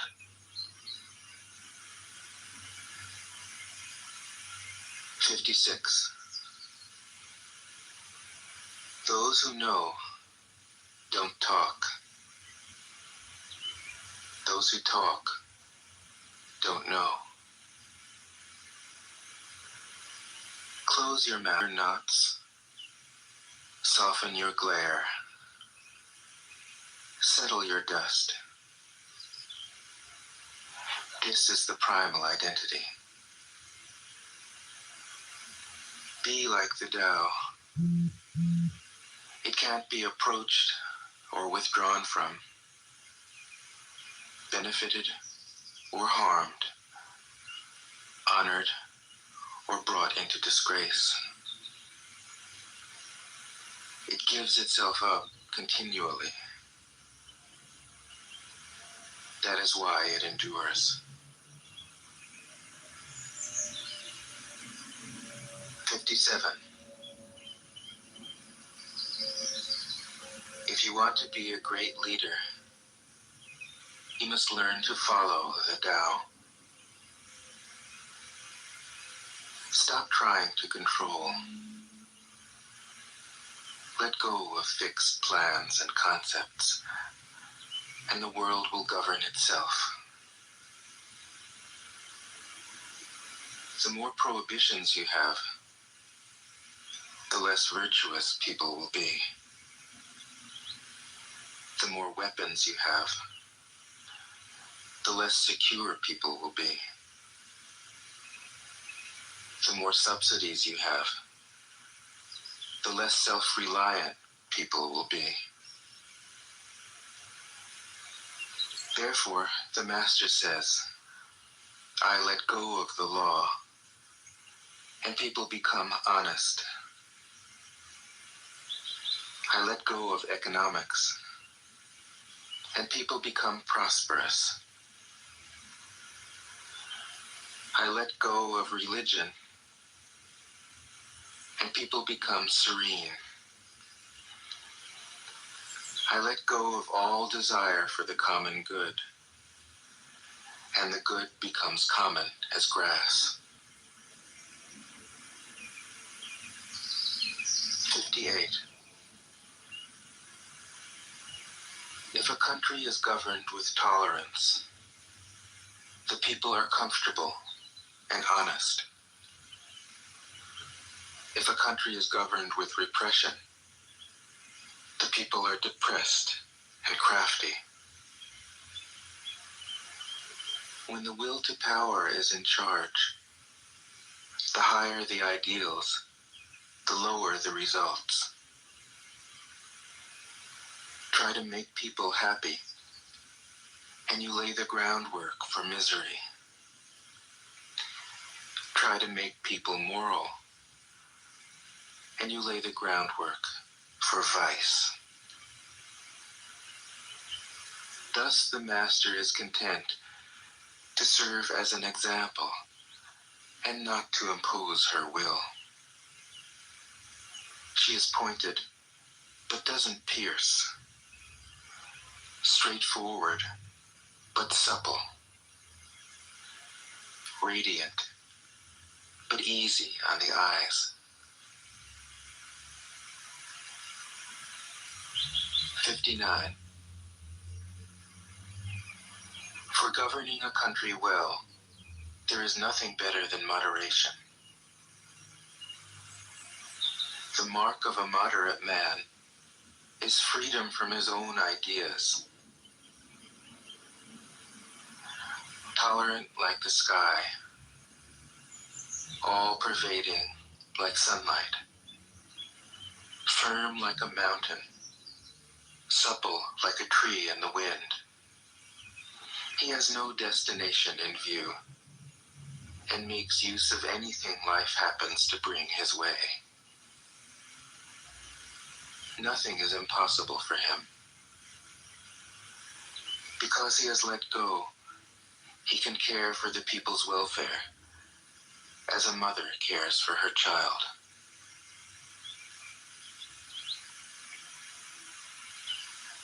"60. Governing a large country is like frying a small fish. You spoil it with too much poking. Center your country in the Tao, and evil will have no power. Not that it isn't there, but you'll be able to step out of its way. Give evil nothing to oppose, and it will disappear by itself." 61. When a country obtains great power, it becomes like the sea. All streams run downward into it. The more powerful it grows, the greater the need for humility. Humility means trusting the Tao, thus never needing to be defensive. A great nation is like a great man. When he makes a mistake, he realizes it. Having realized it, he admits it. Having admitted it, he corrects it. He considers those who point out his faults as his most benevolent teachers. He thinks of his enemy as the shadow that he himself casts. If a nation is centered in the Tao, if it nourishes its own people and doesn't meddle in the affairs of others, it will be a light to all nations in the world. Tao is the center of the universe, the good man's treasure, the bad man's refuge. Honors can be bought with fine words. Respect can be won with good deeds.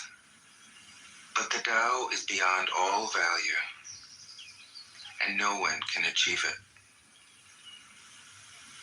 Why did the ancient masters esteem the Tao? Because being one with the Tao, when you seek, you find.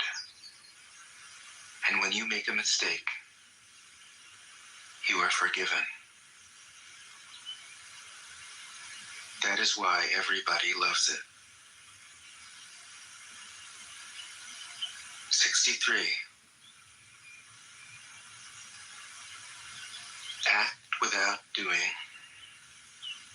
Work without effort. Think of the small as large, and the few as many. Confront the difficult while it is still easy. Never reaches for the great. Thus she achieves greatness. When she runs into a difficulty, she stops and gives herself to it. She doesn't cling to her own comfort. Thus, problems are no problem for her. 64.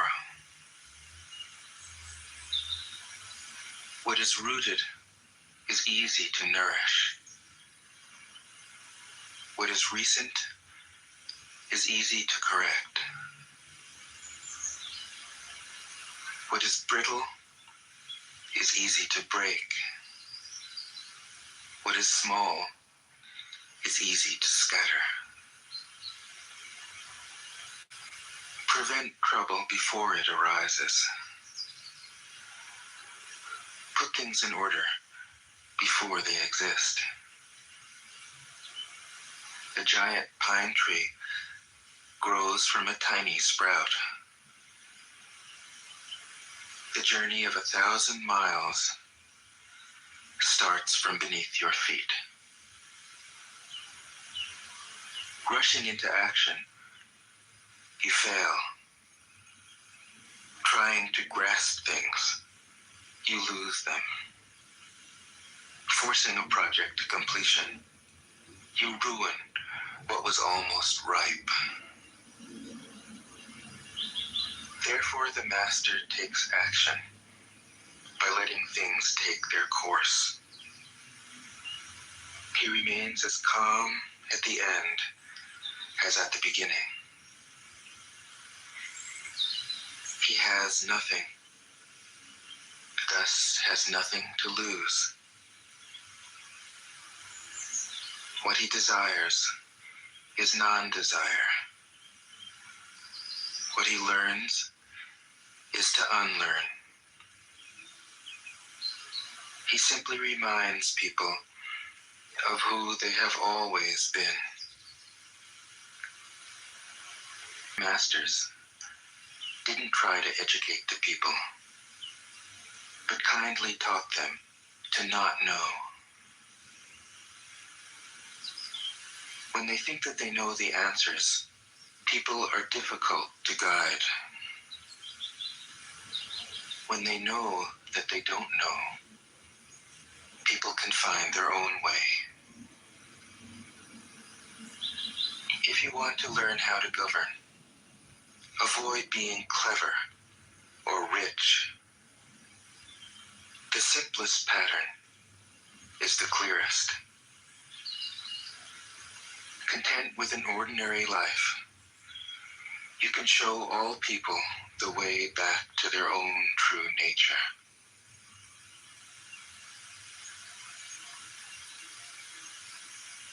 '66. All streams flow to the sea because it is lower than they are. Humility gives it its power. If you want to govern the people, you must place yourself below them.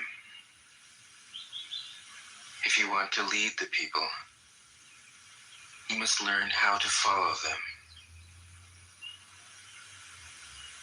The master is above the people, and no one feels oppressed. She goes ahead of the people, and no one feels manipulated. The whole world is grateful to her because she competes with no one. No one can compete with her. 67. Some say that my teaching is nonsense. Others call it lofty, but impractical. But to those who have looked inside themselves, this nonsense makes perfect sense. I have just 3 things to teach: simplicity, patience, compassion. These 3 are your greatest treasures. Simple in actions and in thoughts, you return to the source of being. Patient with both friends and enemies, you accord, you reconcile all beings in the world. 68. The best athlete wants his opponent at his best. The best general enters the mind of his enemy. The best businessman serves the communal good. The best leader follows the will of the people. All of them embody the virtue of non-competition. Not that they don't love to compete, but they do it in the spirit of play. In this, they are like children and in harmony with the Tao. 69. The generals have a saying, rather than make, it is better to retreat a yard. This is called going forward without advancing, pushing back without using weapons. There is no greater misfortune, means thinking that he is evil. Thus you destroy your three treasures and become an enemy yourself. When two great forces oppose each other, the victory will go to the one that knows how to yield. To put into practice. Yet your intellect will never grasp them. And if you try to practice them, you'll fail. My teachings are older than the world. How can you grasp their meaning? If you want to know me, not knowing is true knowledge. Presuming to know is a disease. First realize that you are sick. Then you can move toward health. The master is her own physician. She has healed herself of all knowing. Thus, she is truly whole. 72. When they lose their sense of awe, people turn to religion. When therefore the master steps back so that people won't be confused, he teaches without a teaching so that people will have nothing to learn.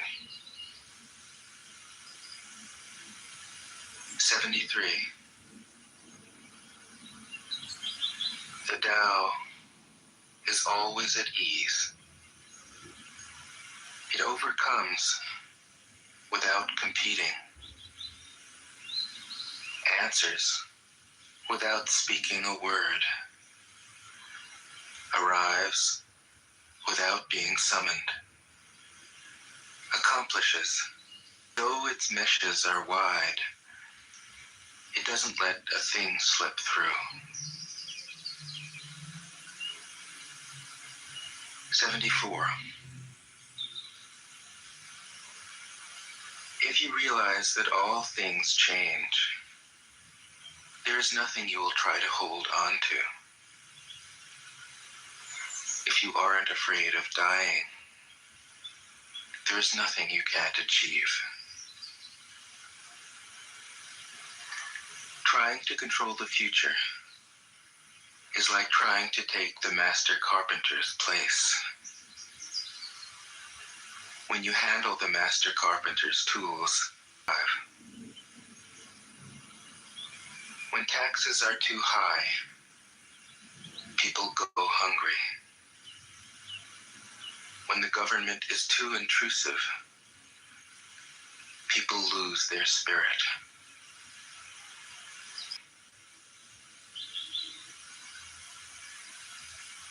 76. Men are born soft and supple. Dead, they are stiff and hard. Plants are born tender and pliant. Dead, they are brittle and dry. Thus, whoever is stiff and inflexible is a disciple of death. Whoever is soft and yielding is a disciple of life. The hard and stiff will be broken. The soft and supple will prevail. 77. As it acts in the world, the Tao is like the bending. It adjusts excess and deficiency so that there is perfect balance. It takes from what is too much and gives to what isn't enough. Those who try to control, who use force to protect their power, go against the direction of the Tao. The master can keep giving because there is no end to her wealth and doesn't think that she is better than anyone else. 78. Nothing in the world is as soft and yielding as water. Yet for dissolving the hard and inflexible, nothing can surpass it. The soft overcomes the hard. The gentle overcomes the rigid. Everyone knows this is true, but few can put it into practice. Therefore, the master remains serene in the midst of sorrow. Evil cannot enter his heart because he has given up helping. He is people's greatest help. True words seem paradoxical. 79. Failure is an opportunity. If you blame someone else, there is no end to the blame. Therefore, the master fulfills her own obligations and corrects her own mistakes. She does what she needs to do and demands nothing of others. 80. If a country is governed wisely, its inhabitants will be content. They enjoy the labor of their hands and don't waste time inventing labor-saving machines. Since they dearly love their homes, they aren't interested in travel. There may be a few wagons and boats, but these don't go anywhere. There may be an arsenal of weapons, but nobody ever uses them. People enjoy their food, take pleasure in being with their families, spend weekends working in their gardens. They're having gone to see it. 81.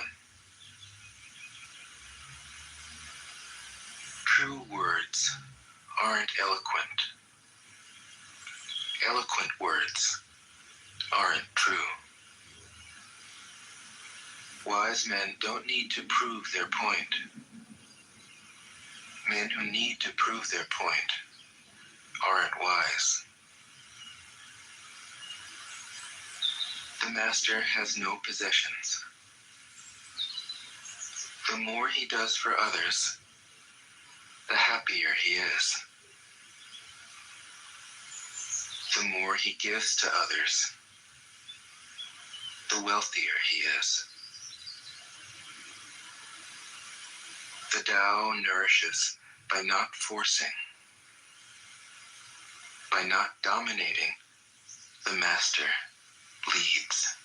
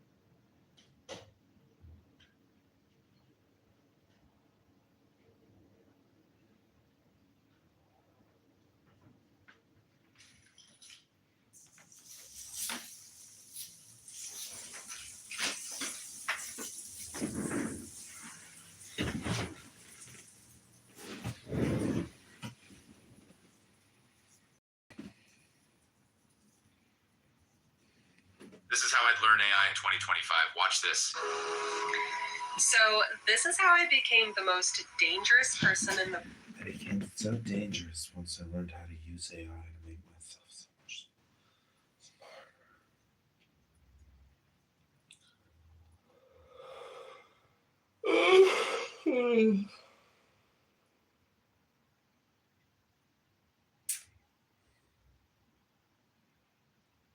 Yeah, I want to hear. Oh, can I read my DMs for shit Let me see. Wait, I don't even have my. Wait, you have.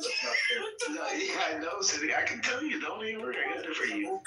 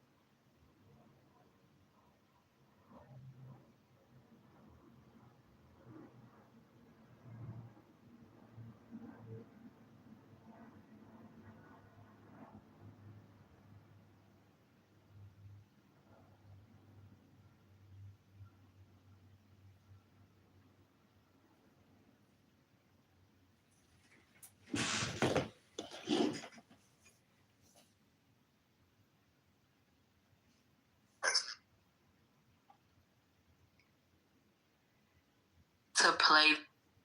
Yo, no. That's the thing.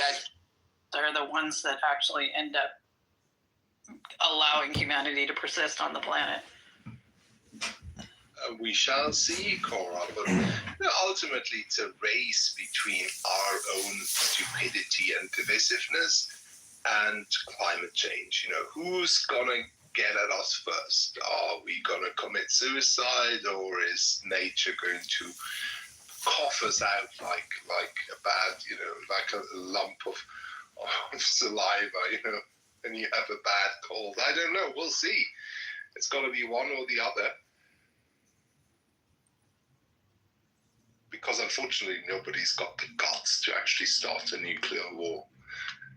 That will accelerate things significantly. Oh, yeah, for sure. But we have plenty of novels that, map out the scenario. Usually it's something to do with, the center of the country gets, completely annihilated, and the coasts, kind of maintain. Oh, but, what was it called? The day after tomorrow or something? What's the other way around? Yeah. like when there's huge floods, tsunamis. It's usually Oh yeah. Well, that's people natural in the disaster. I was Rockies thinking. that I was thinking survive, nuclear war. Yeah. I was thinking nuclear war, but like, it's because like, nuclear war. Yes. yeah, at least as far as the U.S. is concerned, most of our ICBM arsenal is in the Dakotas, and then there's also like a lot of stuff in like Nevada, and so yeah, if there were a surprise attack where they were trying to disable our ability to respond, that's where it would hit. So. Well, I mean, somebody's really clever. They just drop, a couple of nukes on Yosemite until it gets down to the Yellowstone on the caldera. That's just gonna destroy. Yeah, that's everything. Yellowstone. Yeah, that's Wyoming. Oh, sorry, Yellowstone. I always mix those. Yeah, which is just start with a Y. Yeah, that's just to the west of the Dakotas. So. Yeah. There you go. So either way, it's the center of the country getting knocked out. But and then like even in cases like Man in the High Castle sort of scenario where you've got this. Of course, this is like an alternate reality of World War II, where the Axis powers win. So you have a land war on the coast, right? The center of the country ends up getting emptied out too, because it's like nearly impossible to defend, and they just would not put any resources there. So just ends up being a no man's land. Yeah, although I don't think that these scenarios are realistic, because I mean, even if like the Nazis had gotten the nuclear bomb first, they still, I mean,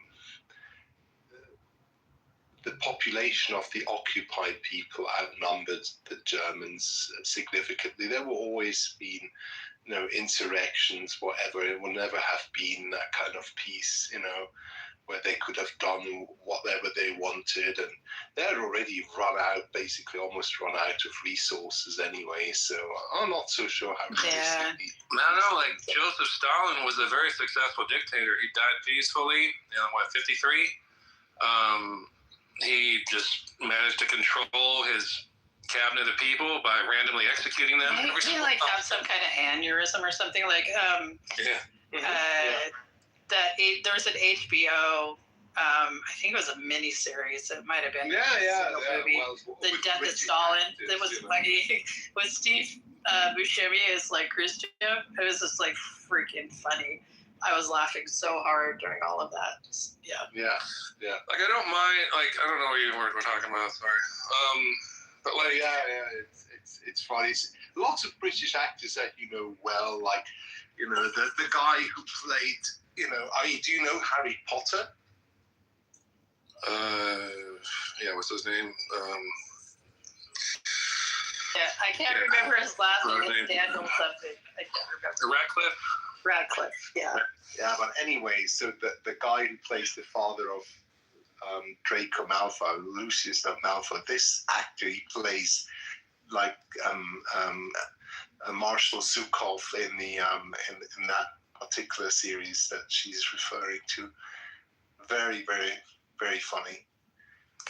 Like when they give out, like they start, having people executed, this Liberia goes out and gives instructions to these guards like quickly and hands over papers to them. You kill him and his wife, but make him watch you kill his wife first. Then he goes on to the next one. It's like it's cruel, but it's hilarious the way he delivers it. Teach him a lesson. I don't know. Like if I was I don't even know if this is the subject right now, but if I was like my ancestors, right? Like I went back in time, or just look, or put me in that position where I was like with my Viking ancestors, right? I would have thought that raiding villages, stealing all their shit, plundering, and killing was perfectly fine and moral and upright. I would have done it, because that was my tribe. That was our group and moral. Get killed while you're doing it, so you can get into Valhalla. Hell yeah, I would have so done that. So Yeah, and that's the unfortunate reality of subjective morals, which are the only morals that exist, unfortunately, for people like Michaela. Yeah, it's messy business. Being, state making, creating a society. It's all involves a lot of stress and blood and bloodshed, and I don't know. So, but Christianity has this history of bloodshed. So I don't know why there's this focus on the family veneer of bullshit ethics that have been kind of superimposed on this barbaric religion that people believe in. There was no focus on the family in the Bible. Jesus was an anti-natalist. So was Paul. Don't get married. The end is coming. Why bother? Why, and it's but when if Christianity had remained a minority sect, it would have probably retained that character and died out for that reason. But after trudging along for the first 300 years, it suddenly managed to achieve the impossible and turn the Roman Empire into a Christian empire, and then I don't really see it that way. The mantle of responsibility, you have to develop a kind of ethics for societies, etc., etc. But Andre, it's kind of curious how you said that Christianity sort of won out over the. I see it backwards. I think the Roman imperial cult dressed itself in this Christian clothing as it was gaining popularity, especially with the soldiery. Right before that, I think Zoroastrianism was popular. It was a warlike religion, and they can get inspired from that to do their battles, and Christianity was gaining popularity, and finally they made it official. So I think that the Roman imperial cult usurped Christianity, and that should make you suspicious of it, because it's basically paganism dressed in this Christian cult. Yeah, sorry, Roivas. I don't. I've studied these things, and I can assure you it wasn't that way around. I mean, yes, the imperial cult did kind of come in a certain way, but actually it was completely Christianized. Yeah, and the emperors used to, have two thrones, and one would be an icon of Christ, and the other one there was a sort of differentiation to the above, a delineation to something higher than them, which was previously not quite so the case. But we'd have to delve into that in more detail and have a look at that. But it didn't just happen in the Roman Empire. Actually, the Empire of Axum, what is now Eritrea and Ethiopia, Horn of Africa, basically, they adopted Christianity first before the Romans did. So and you had, don't forget that after, you had Julian the Apostate, so you had a relapse to paganism. It wasn't a straightforward. No, even the Ecumenical Council, where they were trying to get the Arian stuff out of there, he was reinstated as bishop, and then he still had a following. It wasn't backwards and forwards for centuries. At least you're honest about it. This is what drives me nuts about Christians is they think that they open the Bible, and every orthodox thing that was worked out over hundreds of years is so clearly just right there in the Bible. No one ever had to debate it. No one ever discussed theology. No one had ecumenical councils. Just amnesia. Trinity. Yeah, but that's just the Protestants who sponged and leached on everything that came before them, and just took it as a given. Yeah, because everything seems obvious in retrospect. Hindsight's always 20/20, right? Sorry. Yeah, I mean, just in general, it's it's just in general, though, I mean, you have it where it's Protestants and Catholics will, of course, fight over tradition about essentially Protestants will say the Catholic Church was created at Nicaea, the Constantine that he created the Catholic Church pretty much, and then Catholics will say, of course, that it was that the church was established when Jesus said he gave the keys to Peter, and but the problem is which either one you go with. It's you go back to the early Christians, you know, they denied, like you take like the Trinity, for example, they denied that Jesus was God, that they denied him, that he was equal to God, you know, and even those who themselves first used the word Trinity or, you know, triada in the Greek pronunciation, they themselves denied that, you know, Jesus was equal to God. It was a theory known as insubordination. Yeah, the whole like the first like council. Hold on, Roivers. I'm gonna take this first. Necro, there are no manuscripts, nothing that prove a sort of early Christian opposition to Jesus' divinity. Probably there were a plurality of views, and they were under persecution and didn't have time to fight over these things because they were persecuted, or a tiny minority, and were kind of concerned with other things.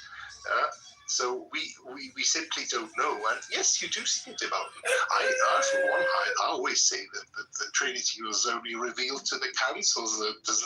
You can get anything from the Bible. What I've always find so funny is this discussion about the Father and the Son and how this, you know, Trinity this, Trinity that. It never gets to the stage of Trinity in these discussions. It's always a binity discussion. Never gets to that. They have them with a comma, you know, which is like not in the original manuscripts, like definitely like a scribal edition. You mean the comma UNA? Yeah. The thing I will never understand is why, like when I mean the church decided which books went into the Bible in the first place. Well, yeah, it's always been the church. All this Bible stuff is retrospective eisegesis by Protestants because they so badly need the Bible to be a weapon against the church. That of course was completely corrupted by the time. I mean, the Roman Catholic Church. But you know, you had Christians in Ethiopia and India at the same time doing completely different things. I mean, the thing I will never understand is how people rationalize that if you're like, you know, you're explaining to like, you know, a Jew is that essentially they were told in the Old Testament, you know, they were declared, you know, to worship the only God, strict monotheism, and then, you know, to say that, you know, like you have where it's declared that, you know, there are no other gods besides me, that aside from me there is no God, you know, like the thing is just, I've asked them before, did Isaiah believe in the Trinity? And if so, why is he writing that? Yeah, well, evidently Isaiah was not aware of it. He was not aware of the promulgations of the councils. So, yeah, I think that's kind of, yeah, that's always stretching it a little bit. I mean, you know, there you go. Yeah, I mean, just in general, it's like, I mean, the thing is that you have it where it's like, you know, this God, you know, he punishes his people for not worshiping him properly, and then all of a sudden, though, that, you know, he comes along and says, haha, I didn't really tell you that I'm actually multiple people. So yeah, but you see, the doctrine of the Trinity is either misrepresented by Christians themselves or misunderstood by those who try to argue against it. Yeah, you don't even need. I mean, you just need to believe into the one true God. You know, I mean, Jesus confirmed the Shema Israel, in his you know, dual sort of his two commandments. Yeah, so that's absolutely fine. So you always have to see it in that context. There is only one divine essence. Even the Seventh Ecumenical Council states very clearly that we only worship the divine essence and nothing else. We don't worship the human Jesus, like the human nature, nothing of the sort. Yeah? Well, you don't even need to. I know Unitarians. To me, they're Christians, even though they're Unitarians, because you don't need to. The only prayer you really need to know is the Lord's Prayer. as a Christian. But I don't even waste time sorry, Necro, just one more minute. I don't waste time discussing with Muslims about the Trinity. They don't even believe in the crucifixion of Christ. I don't even need to go as far as discussing the Trinity with them. Because we already, even with Unitarians, they will agree on this very fundamental thing of the death and resurrection of Jesus, for goodness sake. Yeah, that was the one thing. Like, if you ever see the discussion that Bart Ehrman had with Muhammad Hijab, it's like the lesson you get from that is the enemy of your enemy is not your friend, essentially. But anyways, it's just in general though. It's like I even take it from John, where Jesus does make claims to be some sort of divinity, but even then it's Jesus makes claims that make it, seem that he is himself, that he can't be God because he says, that he of himself could do nothing, that, God is all powerful, that he can do anything, but Jesus is saying that of himself can do nothing, that he doesn't have divine freedom.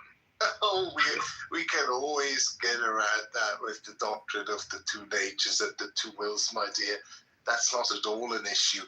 The real issue is where most people are blissfully unaware of this, is the whole binity discussion. Most people never get beyond discussing the binity before they even get onto the Trinity. And yes, you can get, the doctrine of the incarnation from the prologue of John and the Gospel of John generally. That doesn't, leave you with the Trinity. It doesn't leave you with the precise terms like homoousios and all that. That's the councils. And back in the day, like on the Pope who basically came up with the definition of Chalcedon, Leo the First, Leo the Great. He very explicitly said, that the Gospels are on the four councils are on the same level as the four Gospels. This elevation of the Bible as a sort of separate higher institution above the church is a Protestant invention. Yeah. That's all it is. I think for a good reason. In early 1500s, I think Martin Luther had a good point to make. I don't think. Yeah, but Martin Luther mostly argued from Thomas Aquinas's very strong emphasis on the freedom of conscience. It actually, there was two sides of the same coin, two different sides of Augustinianism and scholasticism. Sure, yeah. Andre, PTR.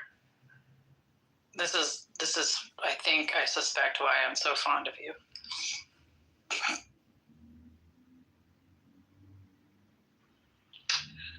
Okay, who is this? This is my grandfather when he was in his 30s. Well, you remind me of him.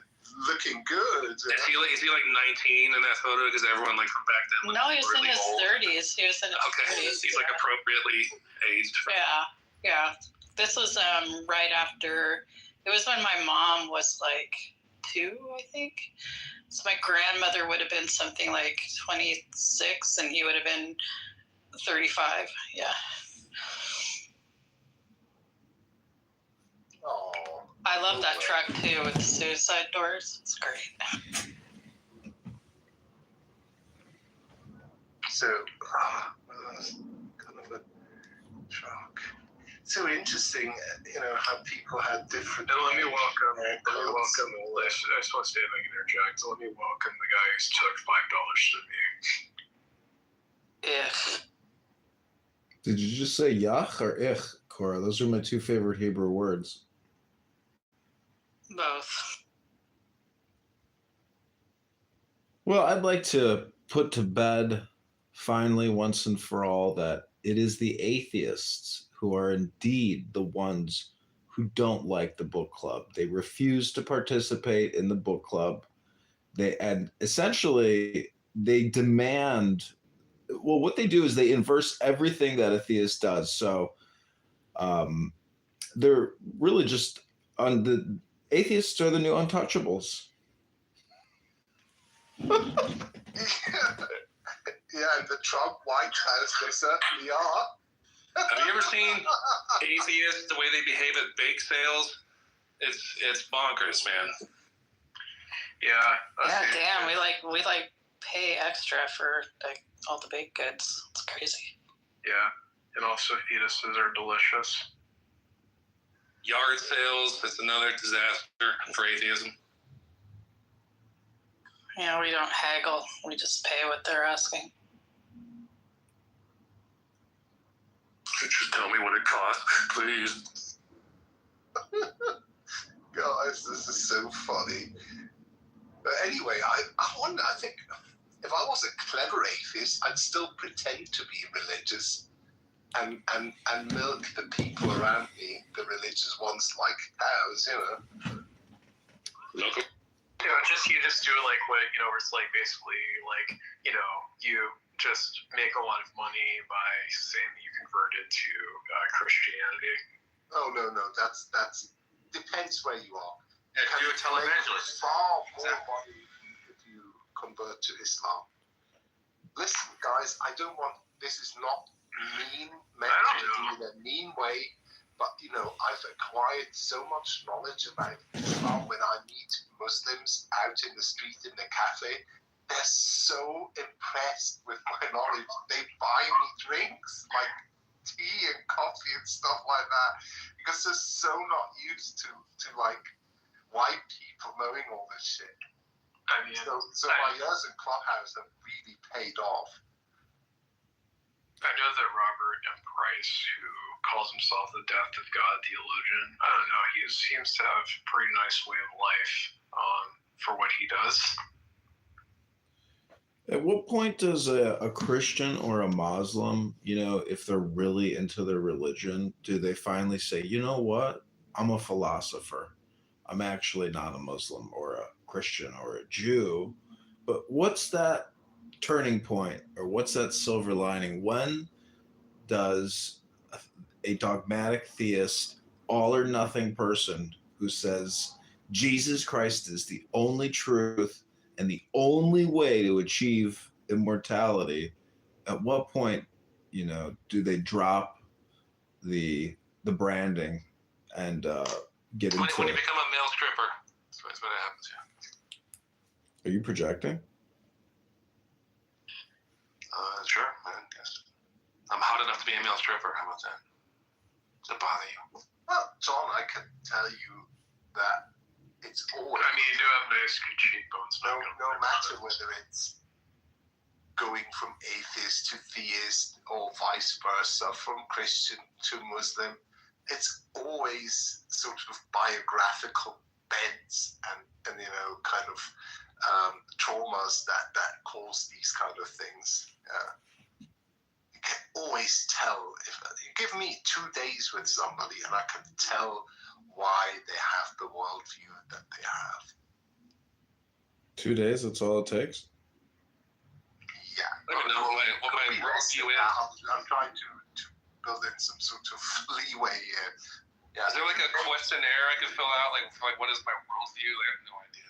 Like I say secular humanist because I don't know what the fuck else to call it. I don't really care to like. I don't think it's important for me to go like, here's my little life playbook that I follow. You know? I want to take up that challenge. I kind of wing it. Take a what challenge?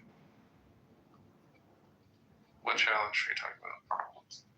So if you could tell me my worldview. Yeah, but you live like God knows where. I don't mean two days on Clubhouse. Sometimes that could be, I mean in person. You know, I'm really good with people in person, so I'm afraid unless you happen to be somewhere in the sort of west of Europe, it's going to be very difficult to do this. Well, you've had months with me on Clubhouse, so what do you think mine is? Yeah, well, you already talked about it. You explained everything to me. It was so unfair. Yeah. I mean, that's just my narrative. I don't know if it's true. Maybe that's just what I want you to think about me. No, that's not just your narrative. It's possible. Nah, I can tell. All right. Yeah. By the way, who muted me when I was talking? That was kind of rude. Not you. I don't even know how to do that. There are two mods in the room, and you weren't disruptive, so I don't think anyone had a reason to mute you, so maybe that was just a glitch. But if it happens again... Yeah, Kat, I think it's interesting. I remember when I was having a back and forth with troll comments, because I know it's like throwing logic at a troll is like throwing baloney in an empty tank. Wasted effort.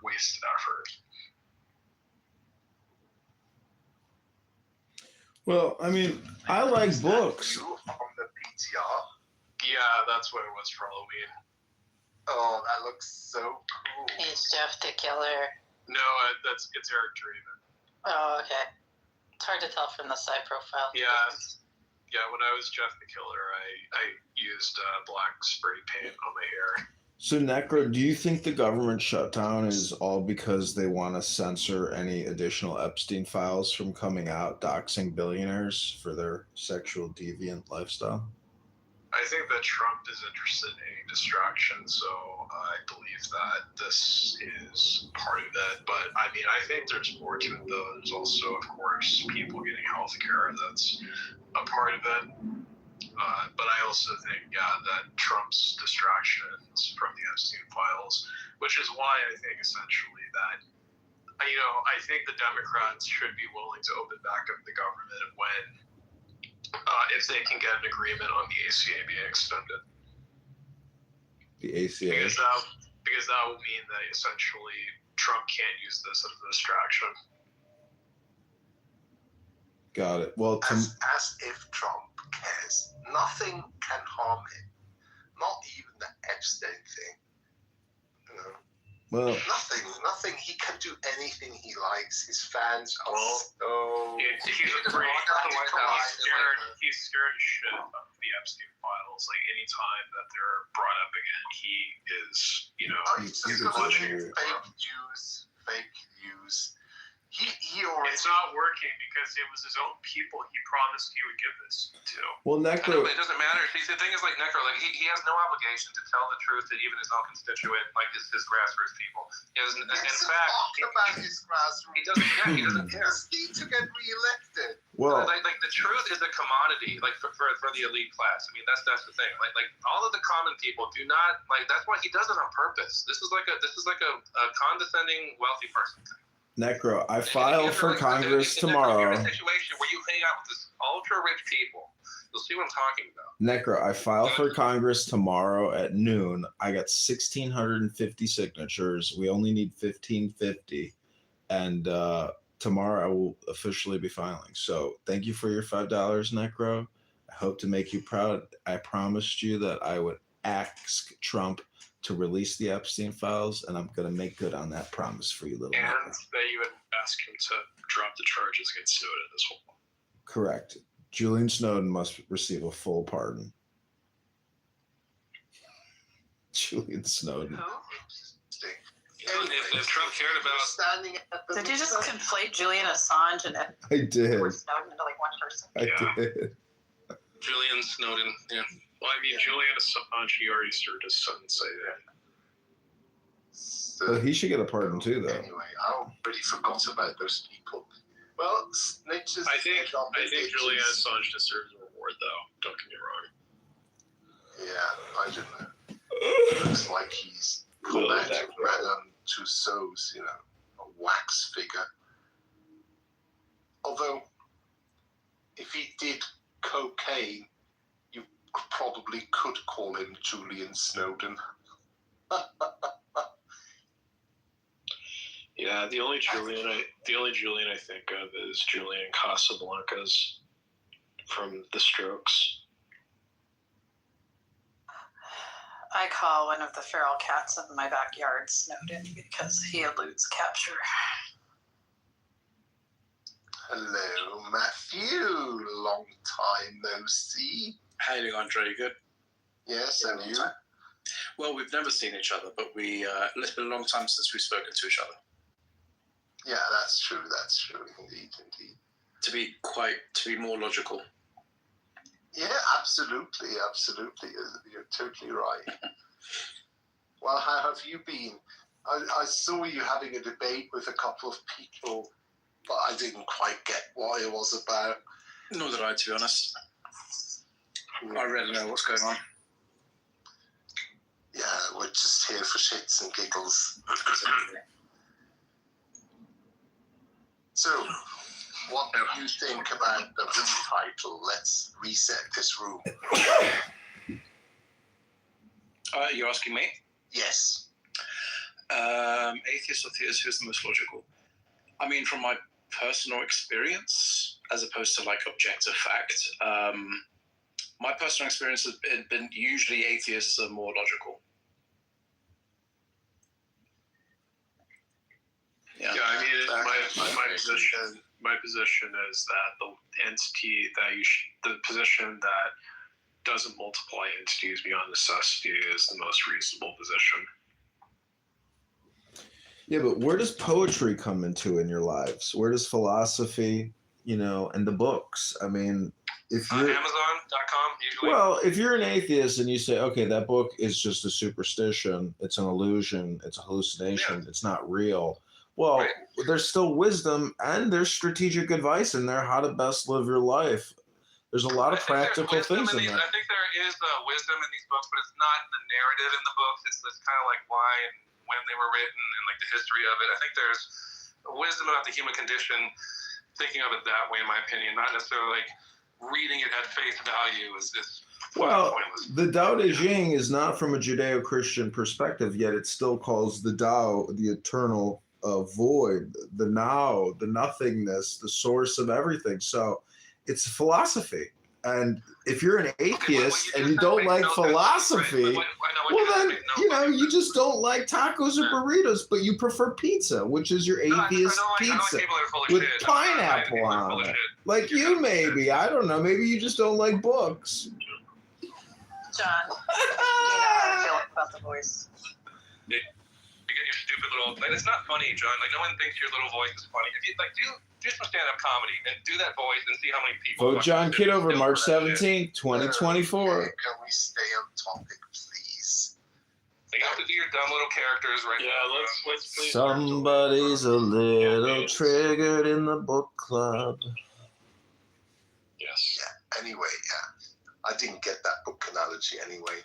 Meaning that atheists are just disgruntled book collectors. They hate people's books. That's what I'm saying. The problem is that we talk about theists and atheists, and from my experience, the plurality within each of these few movements is so effing huge. Did he just say that we're book collectors that hate books? Meaningless. That makes sense. Pardon? Did he just say that we're book collectors that hate books? Yeah, you hate people that like certain books. Yes. Okay, like who, for instance? I don't know. You maybe Christians that love the New Testament. I got 2 Bibles. I have an Orthodox Study Bible and a HarperCollins Study Bible. I'm perfectly fine with the Bible. No shit with it at all, actually. Oh, okay. He's well armed as an atheist. I got 2 Qurans too. I got the clear Quran, and I have the NJ Daywood translation. Is it glorious? Is it the glorious edition? The Quran's one of the worst books I've ever read. Let me be honest. I think that is a toss up between the Book of Mormon and the Quran being like the worst religious books, like so schizophrenically put together. I'll say that even though the Quran's better written than the Bible, I will say that the Bible certainly does burn better. Yeah, but you see, again, that comparison, it's like the Bible is a collection of 60 books or so. I mean, the only book in the Bible that makes the claim about itself that the Quran makes, that it's kind of dictated into somebody's hand, is the book of Revelation. Like, I think the Gospel of Mark is is probably my favorite in the New Testament. Probably the whole. I don't know. I think that's because of the maledictions or what? Just the fact that he's trying to ask people who he is, and no one gets it. Like, his own disciples don't really understand him. He's just like suffering with this like affliction of being human, and also having to be crucified, and he's like sweating blood on the floor, and and also like you can read it. I don't know like what version you want with the extra 14 verses at the end or whatever, but I kind of like the as original as we can get. The truncated ending. If you're an atheist, and some people want to perform rituals. I'm an atheist every time you talk to me. I'm just a person. Well, I'm looking at the room title. I don't write. Oh, I'm sorry. I'm talking to the room. I'm not addressing you specifically. I'm just saying that if you are a theist. I know you're doing an annoying character. I like why you're doing this. If you are a theist and you like to perform rituals. Turn down my volume until he's done talking because he's wasting our time. But whatever. Oh, I'm sorry. I do like the sort of like cinema verite ending of Mark, where it's just like, okay, dead Jesus, fiend. I'm just saying, if people LARPing. Common theories about that is that it's just that the beginning and the end is missing. Yeah, like got lost. That's one of the explanations. At least when I studied theology, that's what they told us. So that's why you have 4 gospels. And all you got to do is make up a new ending. No big deal, right? And it's the word of God. But don't atheists give theists too much credence for their LARPing? Because when you say what you're doing is essentially nonsensical and schizophrenic and delusional, you fail to see that they're actually trolling you by LARPing and doing what they're doing. So it's kind of like that quantum moment, that quantum leaper where you can run those experiments. I don't know why we're tolerating this stupid little bit he's doing. It's like it never changed, it never evolves, it never goes anywhere. You just do the same shit. At least I'm saying hypnosis. It's the same shit that you're doing. But it's like this is no better, dude. I like what Honey Badger put in the comments. She or he, I'm not sure if it's a he or she, but I think it's a she, I guess. The dude, Honey Badger's the guy from California. Oh, sorry, my bad. So he wrote theism, for the geographically and communally conditioned. That's actually... that doesn't happen. Allegedly, he's a guy.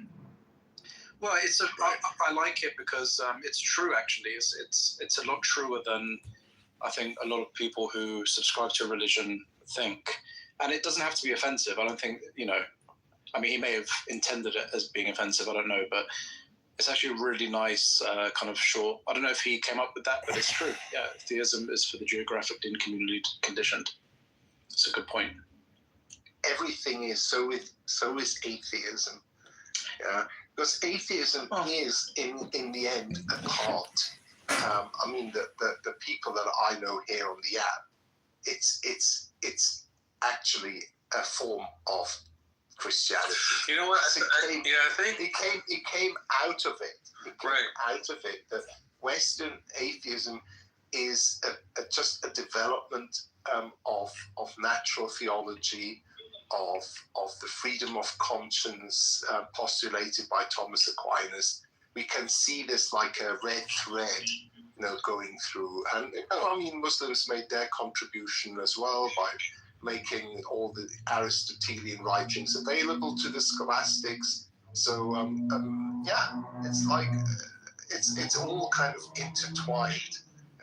Would you say one of Cora's favorite philosophers, one of them, Zizek, makes this weird point that in order to be truly an atheist, you have to go through Christianity and experience the crucifixion, God dying. It's all very atheistic. I don't think I would be like a hard-nosed atheist if I wasn't a Christian first. It's probably, if I didn't go through that shit, I probably wouldn't be talking about this. I just like whatever I was before when I was 9 years old. I had no church. I didn't think about God. I just kind of, whatever, ate snacks and whatever the fuck I did when I was 9. So sure.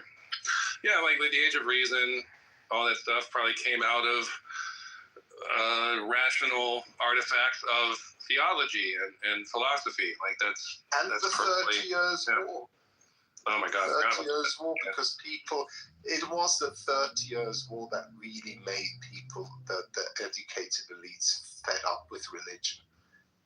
I mean, Hugo Grotius, the Dutch jurist who wrote a very significant writing called Of War and Peace, and he, for the first time, he postulates that certain inalienable rights, based on natural law, he says this, based on that,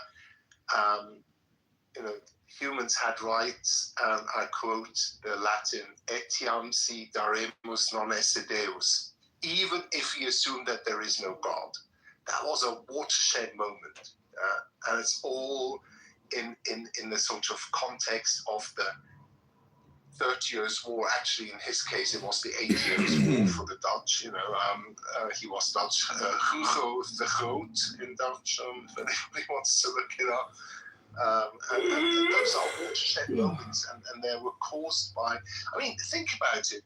In the Western Christianity, becoming kind of physically separated from the East for a long time, there was the unchallenged Roman Catholic rule for a very long time, and then suddenly you have this alternative called Protestantism, and that was already making people think it's not so unchallenged after all, and then the cracks start opening wider and wider in that dam, and then Enlightenment, and then Darwin and all that, and it's all gushing out, leaking out.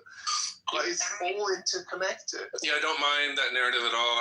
I don't think that we would have been as advanced in our scholarly pursuits if it weren't for religion. It's kind of like we wouldn't have chemistry without alchemy. I think religion is vestigial at this point, at least for me. I have no need for it, and I'm sure that I'm like everyone else. And there's a point where I think most people won't need it anymore. Yeah, there's no need for it because you're living a good life now. But what if someone is that's a question generally for the atheists. What would you guys? Where would be your hope if your life was miserable and everything was wrong in your life? Was miserable. I don't know. How would you? There's nothing after death. And your current life sucks. So. Is your life so horrible that you? Well, I don't know, Africa, because I'm not in that situation, so I don't want to pay lip service to what I would do if I was something else. I don't know. You say, good answer. Africa, is your life so depressing that you really need something after life to look forward to? My life is not so depressing, but my life is very short, and it's not fair, right? So. Yeah, why would we need to look to an afterlife, essentially, if it seems to me that if we make everything about, life after, if we give more credence to that, it takes everything away from the meaning in this life that we have. I'm just wondering how you get to it's not fair. Everybody has pretty much. This is how I came up with it. It's same anticipated lifespan, unless they get some sort of disease. The 2025, we live in America, wherever first world countries. We have it pretty good, but let's say you were born 2,000-3,000 years ago, living under a tyrant. You're enslaved, and they beat you, they rape you anytime, they do anything they want with your family. And then you're an atheist. What the hell is the meaning of life? You're just gonna suffer all your life and die. Africa, that's all there is to it. So why would I give praises to a being who, allows people to do this shit multiple times, as opposed to me trying to do what I can to make my life better? First, answer my question, and then I'll answer yours. Well, Africa, it's a big cope, right? I get religion is how people cope with being dealt the bad hand, or they're on drugs and they find Jesus, or I totally get it. But I think that's a weak worldview. Like if you're just turning to something supernatural because your life is rough and you're just clinging to some sort of okay, yeah, we're and from an Eastern perspective, just adopting another like aspect of like identity isn't going to alleviate. Okay, yeah, we're it's wrong. just another attachment. I'm more interested. What do you guys? Africa, could you please do me a favor and not talk over Cora, because she was making two recent points, and I really wanted to hear what she was saying. I couldn't. But they never answered my question, Hans. No, but give her some space, because I really wanted to hear what she was saying. Thank you. Yeah, but I'm gonna lose my point. That's the problem. I answered your question, Africa. I answered it. Yeah, you answered you don't know, which is, I said that's a good answer, but I wanted to see. I don't think I would turn religious if my life was rough. I don't. But I don't know for certainty. Sure. How else should I answer it? I'm answering as honestly as I can, so you can move on. Let me get in the queue next. Well, I mean, I can tell you right now, Africa, that I'm currently having some experiences that have caused me to think about these things, and I'm actually quite happy that I'm an atheist and that I have worked through the things that I've worked through as someone that like wants to live a life, without the looming like thoughts or threats of Western Abrahamic religions hanging over my head or anything like that. So that I'm better off right now going through this as I am. I'm like mentally more prepared for it. I'm not attached. I'm fine. I mean, if I could speak to that, Africa, is just that, when I was a Christian, I was just as, if not worse, in my mental health state than I am now. I mean, I had frequent episodes, and I ended up in a mental hospital. So, believe it or not, our mental health institutions, are filled with people who are themselves religious. And so the idea that, atheism, that there's a problem exclusive to atheism that religion does not have, is just not true. All right, Southern, get in there. So sorry I think these bad experiences. Sorry, Southern. Sorry, you go on. Well, I mean, to the point of whether you're atheist, because Lord knows I've walked away from Christianity, even though I got saved when I was 12, but left the religion because I had my doubts, and I figured out who I was. But when I figured out who I was as an atheist, and I was good with who I was as an atheist, I was still always looking for a higher understanding than myself. And that's where my faith and my religion came back to me, because there were so many unanswered questions that I can't answer as a human to things that are supernatural and beyond my own thought. And I attribute those things to what you would consider God. And that's where my theism comes in. And obviously it's completely specific to myself. That's my own individual faith. And I'm not putting anybody else's walk in their life that they may be in, an atheist like I was at one point in my life, but I think the fine line between atheism and faith and Christianity, or even any whatever religion, it has to do with your belief system and how you interact with yourself to the world. And there I'll land it. Well, why does there need to be something supernatural? What's the point of believing in that? I don't really understand.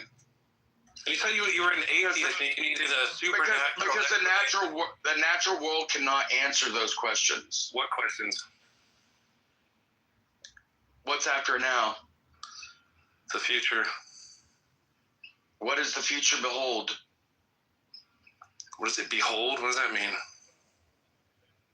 Good. Hey, what are you talking about, dude? I mean, Southern. You want a prophecy or something? I think I know what you mean, Southern.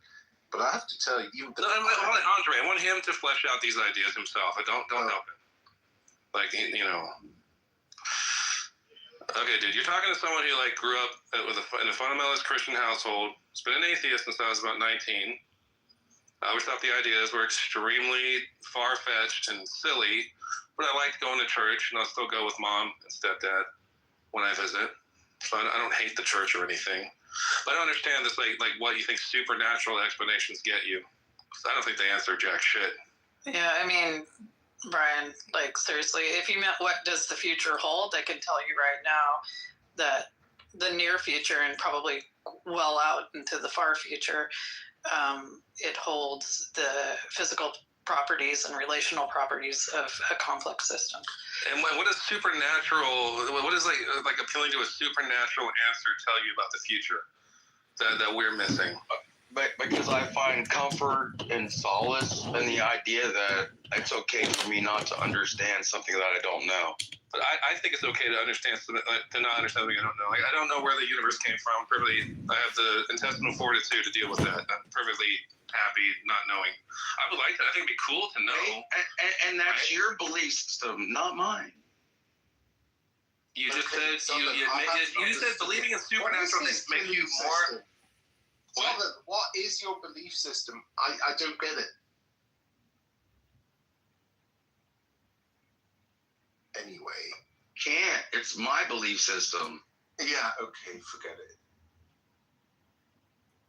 I mean, you kind of have a freeze-dried, like, handed to you from someone else's belief system, and you're a Christian, right? I mean, you kind of have your little, like, book of morality and freeze-dried your faith and walking on water kind of stuff, yeah. Yeah, exactly. There's a bunch of mythology that didn't really happen. Yeah. You know, a lot of people have been deified and... Roy Voss is an angry They haven't. Yeah, it's documented. And actually people, like, followed... And I read Marcus... I read with John. I read Marcus Aurelius. I know that the Stoicism is so trendy with like alpha male douchebags. I know, I get it. I know, but they don't really understand it. One of my new favorite toys is the ring. They don't understand. Okay, this is the John Kitover Candidate Congressman podcast. This is your friend John. Don't understand it. Oh, I can't read a book and understand it. What does this sentence say right here? I don't understand it. Well, you got to read it. Okay, we just read it. What does it mean?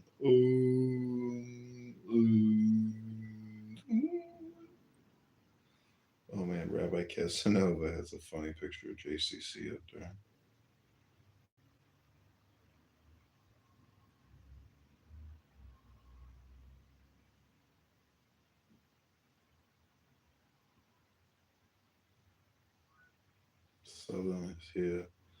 Southern man. He's a Southern man. Once again, it's the incredible. What's up, John? How's it going? Oh, kicking it. I saw they kicked you down, man. You were like, the Downey's thing. And they're like, oh, he's just got to go. Dude, Roy Vick is like, or Roy, whatever the fuck that dude name is. Yeah. Roy, like, he drives me crazy. I was on stage just then talking, like their idea of theism and, like, atheism is crazy. Yeah, I know. They're easily triggered. Yeah. How good? I saw the 170 or what 1,175 signatures, and then your lady that did all the notarizing from the bank. Yeah. I saw that video. How's it all going, man? It's good. We leave shortly to drive to Springfield. I'm gonna get up early tomorrow, probably like 6:37, and then we're gonna hit the road and go drop off those petitions and officially file. Dude, I almost wish I was a Yankee for a minute. I would love to fucking knock doors for you. Oh yeah, you could say like the district. I mean, dude, I'm the guy that would do that though. I love go talk to people. I mean, give me a reason to go knock on the door and be like, hey, have you heard about John Kitover? He's running for Congress in our area, and he really thinks these points are really good. Do you have a second to talk about it? Well, you know, I'm that guy. I am that guy. Well, what you can do is, because if we do get on the ballot, we will have 3 months to campaign online. And so, you know, having conversations with you on Clownhouse and X can be very helpful. I'd have to get a whole new persona. Well, I will never be able to get around who I am on this app.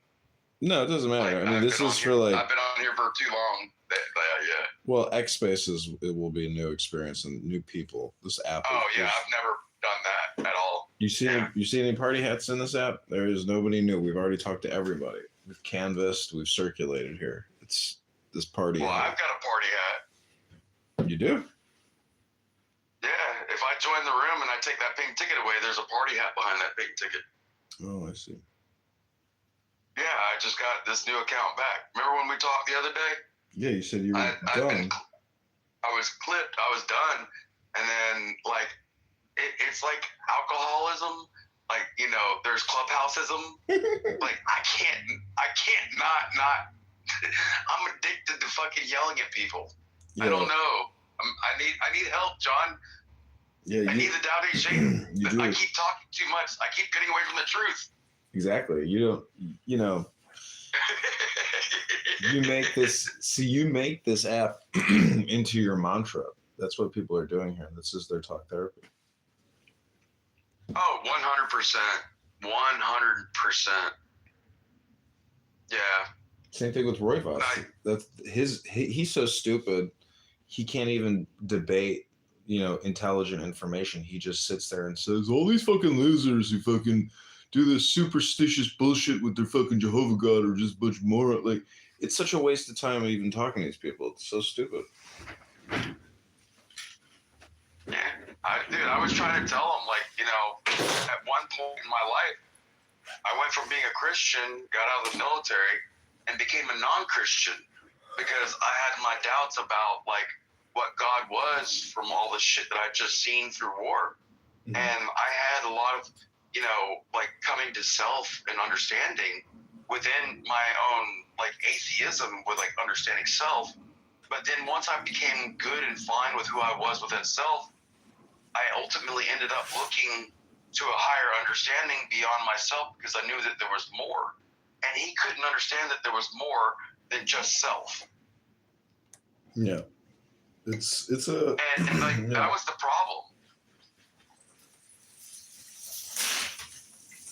And I'm not talking about whether you're Jew or Christian or Muslim or, Taoist or Zoroastrianism. Whatever. Your beliefs are your beliefs because you realize that there are things bigger than self. But, people like Royvis want you to be stuck in self. And that's the honest truth of it.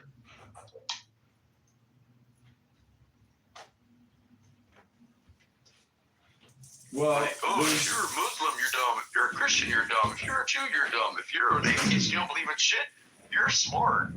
I'm like, is that really the only, profile that we can have? Well, they're playing the contrarian game as opposed to the Unitarian game. And that's just the game they want to play.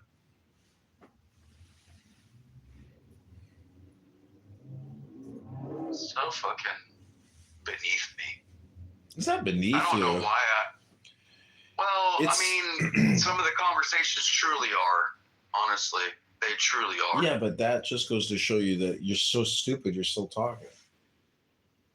Yeah, I know. Yeah, it's holding a mirror up to my face and being like, you're talking to yourself, you know that, right? I'm like, yeah, I know. Well, I read in this verse, it said, what's smarter, the heart or the brain? It said the brain is so stupid, it talks. The heart is so smart, it doesn't need to. So, if you just follow your intuition, that's enough. But this app is really just for entertainment with schmucks. It's dinner for schmucks. And it's, a happy distraction a lot of times, depending on which rooms I end up in. Some rooms are better than others, but it really is a happy distraction from my day. Mm-hmm. I still go golfing. I still go fishing. I still go hiking on trails and shit. I mean, I get out and go do things, but there's only so much stuff I can go do without having a job. Mm-hmm, yeah. I need to go back and fucking work. Mm. That's what I need. You need money. No, I don't need money. I got money. Then why do you want to work? To occupy my time. So you're bored. There's so much there's so much and lonely. But that's what I'm saying. I'm substituting that bored and loneliness with Clubhouse. Exactly, because this is the lowest hanging fruit. It's easy dopamine. Yeah. You're basically exactly. You are Pac-Man, and you're going around it eating up dopamine while these spooks on this app, these ghosts that come out of a box, chasing me around. Exactly. Life is like Pac-Man, and this app is basically life itself, because life is all just communication. My mom, no shit, there I was, 1983, so I was like 8 years old. Mm-hmm. My mom was like a super huge Miss Pac-Man fan. And because she liked Miss Pac-Man so much, she bought me an Atari. And the first game we got was Miss Pac-Man. And me and my mom would sit around and play Miss Pac-Man all damn night. But the idea of gobbling up those dots as dopamine is crazy. Oh my God. Oh. Dude, I was 8 years old, man. God, life was so easy back then. Get home from school and watch He-Man, Transformers. More than meat. More than meat, yeah.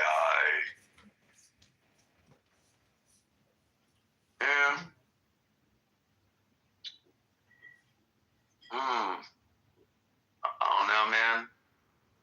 I'm worried about what the kids are going to grow up with, because social media has really fucked the whole game up. Yeah, but I have a book collection, and therefore I know that there will always be hope, because it just takes people to be focused and concentrate and to communicate with higher level intelligence information, as opposed to stupid people like Roy Voss and other individuals here who really are just wasting their time with no purpose, no objective. They have no goals. They're just fucking bored. They're fucking bored, bro. They got nothing going on. Well, I'm bored, but I like to be engaged. He's bored and he just wants to be a dick. Yeah. I mean, that's him, dude. But that's his problem. That's not my problem. He's got to live with himself. Like, I can't wait to get away from people. I need my private space. I need my silence. I need my joy. These people don't give me that. They just take from it. They just want to scramble your brain with their stupidity. I don't give you your private space, because I sit there and watch you lay down on the ground and you'll grab one foot and then pull it up and then grab the other foot and then put the other one down while you're like stretching and doing your fucking bendy things on your fucking YouTube channel. Well, don't just, Yeah, people are watching. We're watching you. Don't just, tell me what you're going to do. Show me what you're going to do. No, but if you need help, for the online shit, and you actually give me a plan, I've got my computer guy. He's got 3 of my laptops right now. Mm-hmm. He's getting all this shit off of 2 of them, and then putting them on my one good one, and reorganizing all my shit. But yeah, I'll go through, and I'll set up my office, and mm-hmm. I'll definitely do an online fucking I'll use AI. Yeah, I want you to do. I want you to create spaces and do fundraisers and talk about your military experiences and talk about your political beliefs. I basically want you to create content for the campaign. The fact that I've been a Democrat since '93 and I'm still a Democrat from '93, but a Democrat from '93 is a Republican today. Yeah, you're basically a hype guy or a promoter for the campaign. That's what I need you to do. Yeah, I'm down, and I would love that dude that's the incumbent to come after me. Well, tomorrow. I won't even use the N-word. Tomorrow, they're going to see the filing, and it's going to create some content and media, and I'll probably get, hopefully interviewed by larger media sources for filing or for submitting. Yeah, I saw that one interview. You did with some podcast. What was that, about 2 months ago? Mm-hmm. Or a month and a half ago? Yep. Yeah, I saw that one. That was pretty good. Yeah, I expect after I submit tomorrow, I will have the opportunity to do more media and more conversations with journalists. Yeah, dude, I'm like yours breaking a leg, dude. Yeah, but I need your help because it all is LARPing. Like exactly. you said, It's all acting. it is all acting. It's role playing. It's definitely role playing because you know. Like, why do you think I said break a leg? See, It's acting. technically, all the politicians we have shouldn't even be allowed to be politicians. Like, because we are this military republic, it's individuals like you who should actually be slated and given opportunities to lead politically because, unfortunately, we just don't have leaders. We have, yeah. We ended up with JD Vance, and Lord knows I love that motherfucker. Yeah, we're lucky. We are so lucky. I can't believe they even won. But if you look at it from a psychological perspective, they played all the right cards. You know. Yeah, 100. And dude, the fact that I don't see Ron DeSantis beating JD Vance in 28. I really don't. Like, I know DeSantis is going to want to run. Well, Thomas Massey might run. Rand Paul might run. Yeah, but the idea that Kamala was vice president under Biden for 4 years, what did she do that made you think that she was the vice president? But then you look at JD Vance, and in the 9 months that he's been there, like, what has he done that makes you think that he's a vice president? That motherfucker has been center stage the whole time. Like, he's been telling you everything that's going on. He's like on point. He's answering all the hard questions. Like, there's no softball questions coming to this guy. Mm-hmm. Like, I think that he honestly is going to be the front runner in 28. Yeah. I agree. Who do the Democrats have that would even be close to JD Vance? Besides Fetterman. Because Fetterman is my guy. Oh. Well, I'm still a Democrat. I still wish that they would have given me a chance to vote for Fetterman in the primary over Kamala. But I didn't get to vote. You know, they told me that was who my rep was. Well, the way that Mamdani and his campaign and the Democrats frame him is the same way that they will frame their next candidate, which is this. Mamdani, dude, I do not like that guy. Neither do I. I think he should be arrested, to tell you the truth. Yeah. Dude, anybody that tries to think the way they do about Sharia law, like, they need to quit. Like, Buttercup. And all that shit going down in Dearborn, Michigan, good God.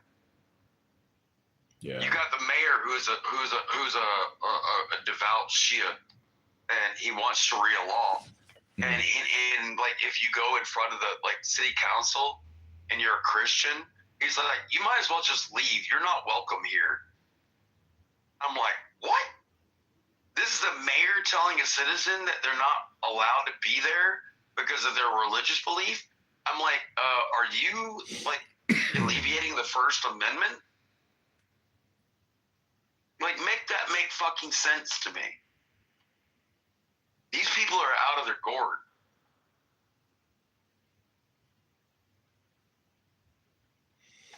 Well, now I know all my buddies that I knew from Iraq that went to Dearborn, why they left in the first 2 years.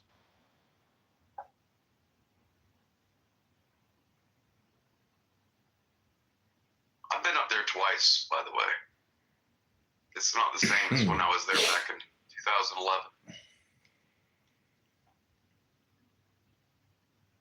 They were so thankful back in 11. Now they're so damn prideful. Sharia law. Make that make sense. Do you know what the opposite of pride is? Humility.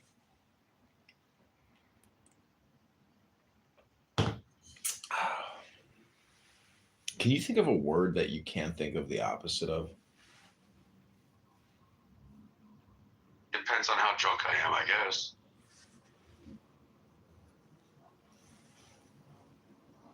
But in reality, no. Typically, I can do the dare-de-dossy. I'm almost sure that the brain, based on everything it listens to, you are literally calculating the opposite of what you're hearing, almost at the the speed of light or the speed of sound. I mean, it's like instant. It's just about instantaneous. The speed of thought. Yeah, which is like some type of word per minute, number based on how fast I'm speaking. And I'm not saying it to be conjecture with you, but the speed of thought is an incalculable thought process on a level that you could measure through a speed of distance. So what'd you do last night? Like how many millions of neurons do you hit between thinking about a blue shoe or a red car? Mm-hmm. You know, like literally, you just made when I said red car, your mind just thought of a red car or a blue shoe. Like your brain thinks of these things like instantaneously, but like how many complete like synaptic clefts did you have to pass in order for you to be able to get to that blue shoe in your mind or that red car picture in your mind? Well, you can't measure that across distance and speed. Mm-hmm. Well, those are like two very definitive images. But if you talk about the Tao or even God, and you use those words, those are such generic terms because it's a term for everything that I'm just wondering, like, neurolinguistically, like if you want to achieve enlightenment, it's almost like you need the words to get the program, but the program doesn't have any weight attached to it. And so it comes down to like a comprehension. Which is really like the same word, comprehensive. So, anyways, I'm just discussing enlightenment. Two different words, but okay. Yeah, close enough. No, but okay. Well, some people are so rigid on words. They're like the word police. Man, woman, what's a woman? They're so rigid on these words these days. Well, my mom made up a word. I was like, I forget. I often forget how, people I know use their imaginations to discuss things with you. And then you fall for their hypnosis and their imaginative thinking. And you're like, this person's imagination is not very accurate. So. Well, does imagination need to be? For practical purposes, yes. Well, so all law is specific then. Okay, I got you. Yeah, basically. It's all fleshed out. It's like very new. There's nothing new under the sun. And everything is as it Dude, you know what book you need to read? You need to read the Seventh Seal Quran. You would pick that thing apart. Well, have you ever read it? No. Have you ever? Do you know what I'm talking? Like Morocco, the Moors, they believe in the Quran, but it's called the Seventh Seal Quran. It's not the Holy Quran. It's different. Mm-hmm. And the Moors are a very much different breed of Islam than the other versions of Islam. Mm-hmm. But you need to read it, dude, because it's literally the opposite of the Tao. How can you be the opposite of everything?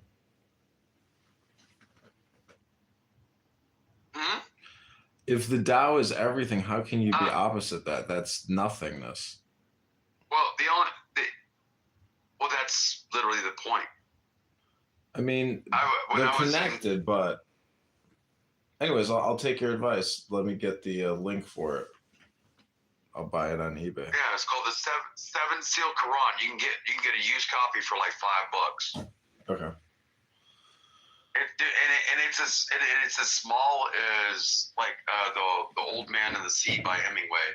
It's like 100 and something page. It doesn't take you a whole day to get through. Mm. but it's their religion. I had a roommate when I was at Valdosta State University who was a Moor, and like, you know, but I'm not black. I'm melanated, and I'm like, okay, whatever, dude.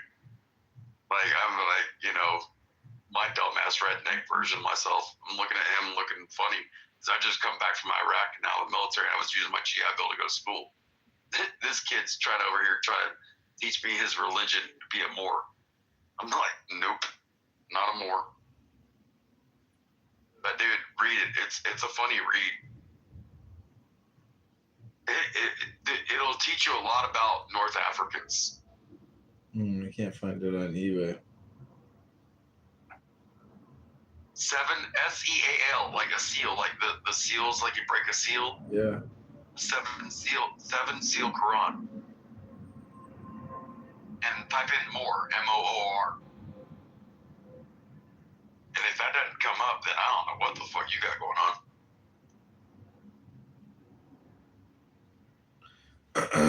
Just doesn't want to show it to me.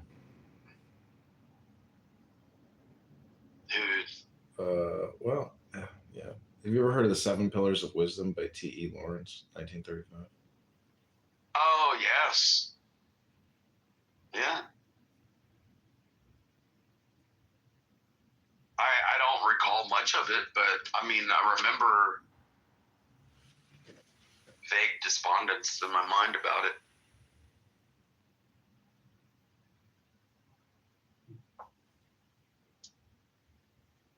Dude, it is so beautiful outside right now. What's the weather like up there? It's cold now.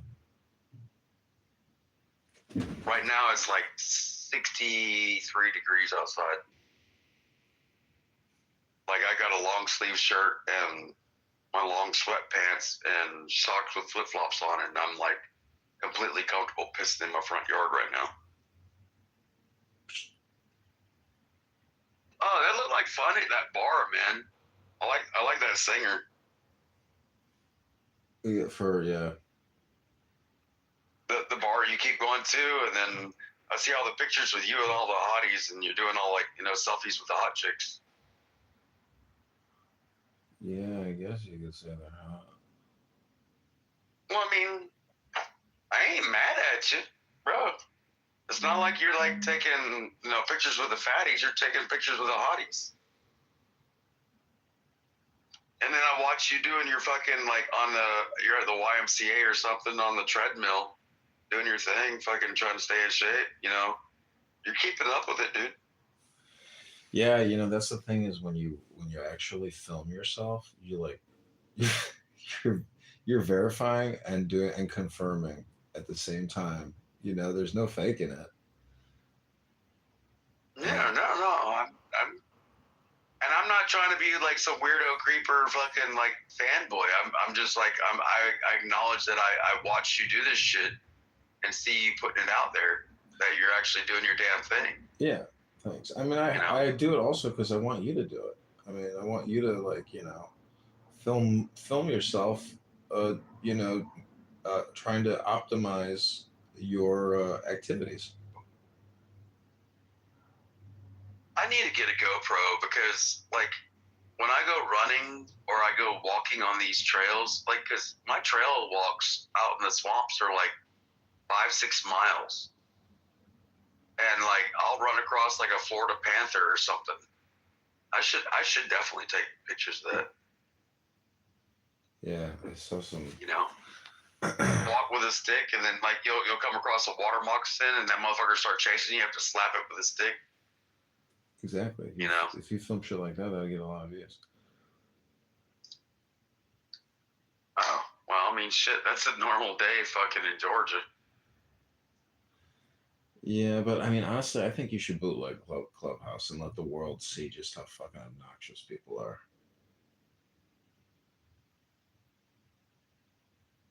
Yeah, quite possible. Let's start with the 3 months of like online, you know, door knocking. Well, yeah, okay, let's do that. No, I mean, first things first, and then we'll worry about all the other. Well, what also like Let's get you into office first. Well, what I also want you to do is on X Spaces, I want you to organize veterans. So create like veteran specific rooms, and try to start organizing veterans for political action. Well, I mean, I am chapter 1000 of the military of the Purple Heart. So, I mean, I can like, there's not many of us in chapter 1000. You know, we're oof. Like I'm the youngest guy by a long shot.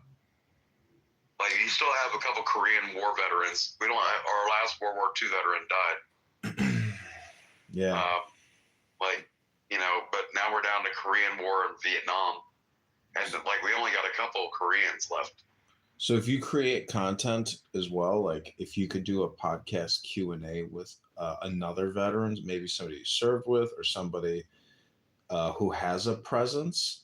So when you get your X account up, basically I want you to be a journalist and start reaching out to people and saying, Well, hey. if I'm going to do anything with veterans, I'm going to ask, why do so many of us commit suicide because of lack of mental health in the VA? Mm-hmm. And I would try to like start with that, because I think mental health in veterans is probably the number one like issue that I have with what the VA is not acknowledging.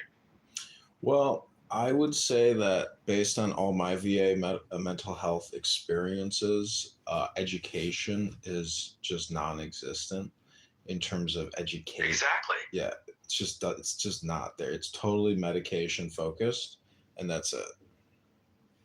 Better living through chemistry, yes. That's it, and that's just a lie. You have to have programming attached to the chemicals, otherwise you're still the anxious, horribly depressed, infant.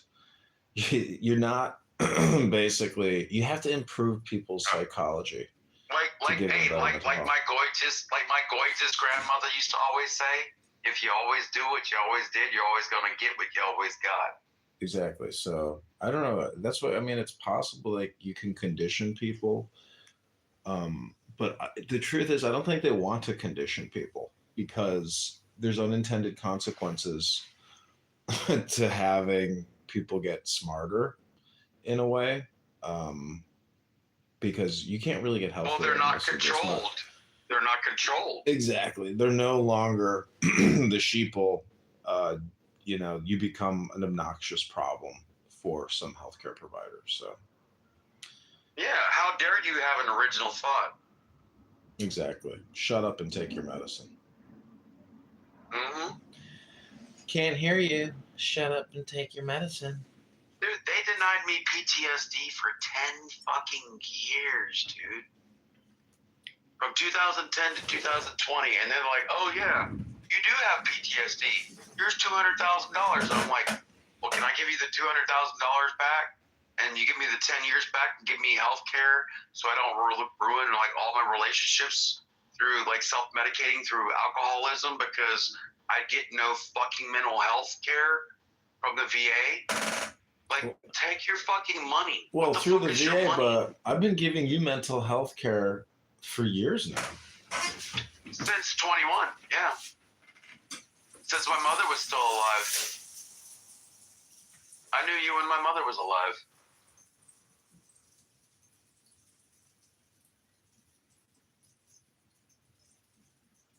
Yeah.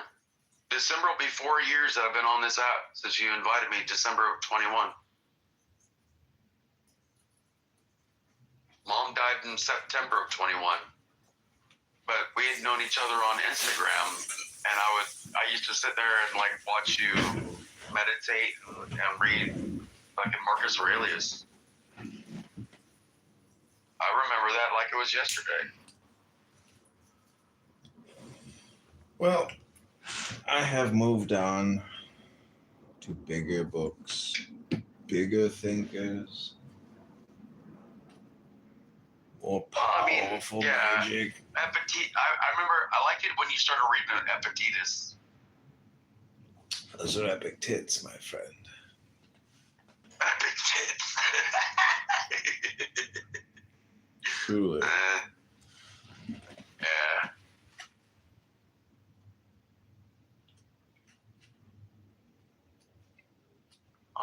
song. So what's going to be your theme song for your campaign? It's a poem called On Waikiki Beach. That's not a song.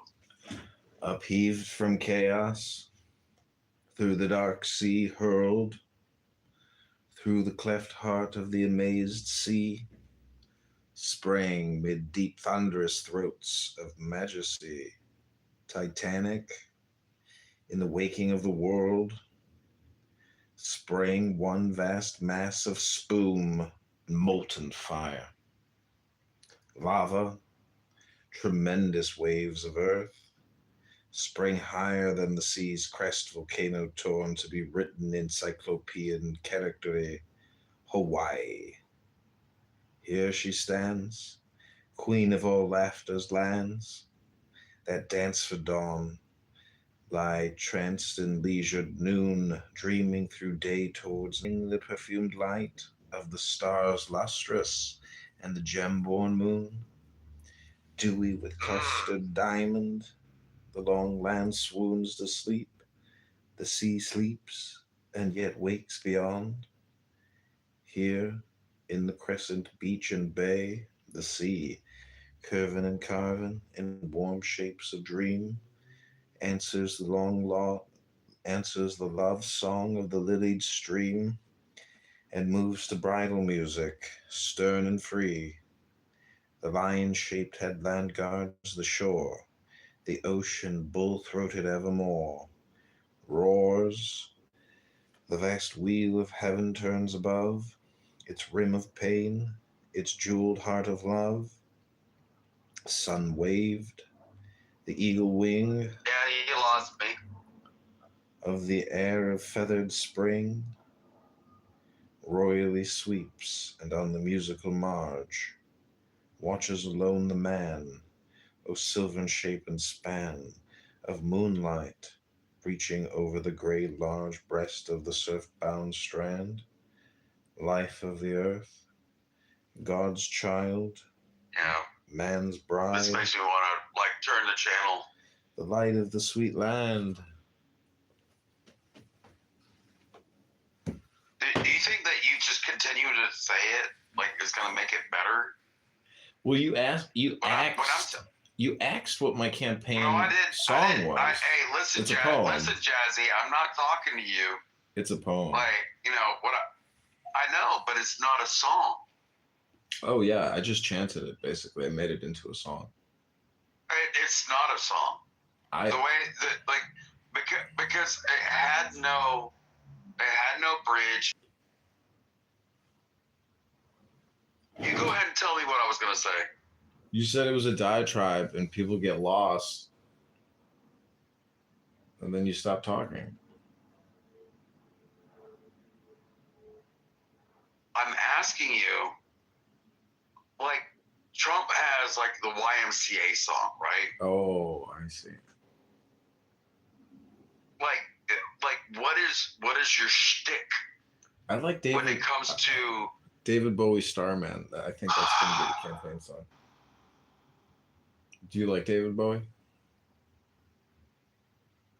What, Major Tom does like Ground Control? China Girl. Oh, I don't know. No, I'm not a big Bowie fan. Oh, really? No, I mean, like that Bowie to me was like Kiss. Like that was like my older stepbrother's like music, and I didn't care for it. I would do like Saigon Kick for you. Mm.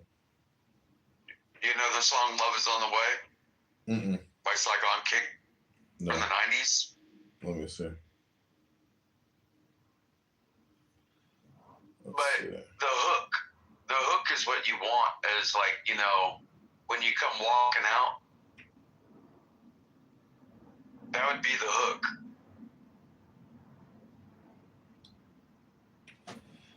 Don Julio. ¿Qué pasado? You don't know it, do you?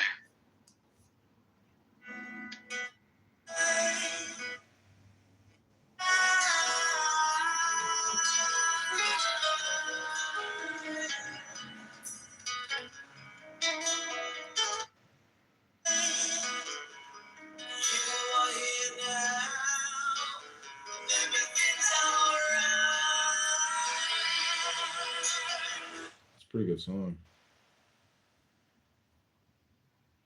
Love is on the way. I can see it in your eyes. Let's give it one more chance tonight, baby. Wow. That, have you ever heard That'd of be a good song for you. Like when you come out on the stage, like, love is on the way. And that'd be like your intro coming onto the stage. Like, you know, you are love. Oh, Jesus, Revelry?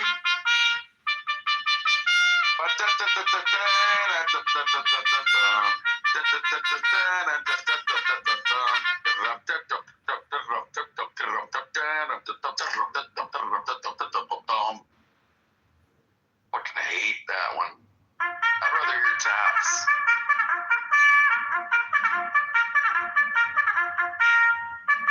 That's annoying as fuck. I guess it's Canada John. Upon oneself.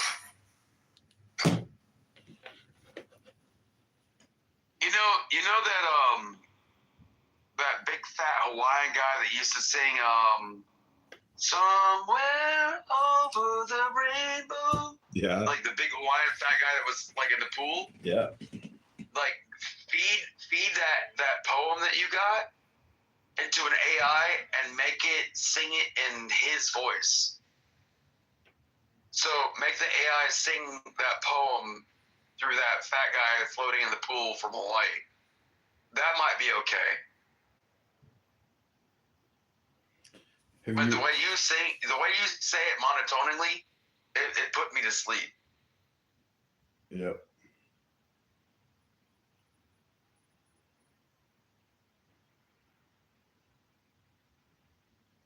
Oh, they got the app. It's called the Suno app, AI music and songs. Yeah, but add that poem and then tell the AI to do it in that fat, like, Hawaiian dude that had the really Magellic voice. Suno. Or Angelic. No. You know what I'm talking about. Yeah, I know who you're talking about. Ex-girlfriend of mine loved that stupid song. Well, I liked him too. I felt bad that he was so damn big and he had a heart attack. Yeah, well, he lives on forever as a mind virus now. Yeah. True. He's just repeating it. Thanks for re-extending it. Oh, man.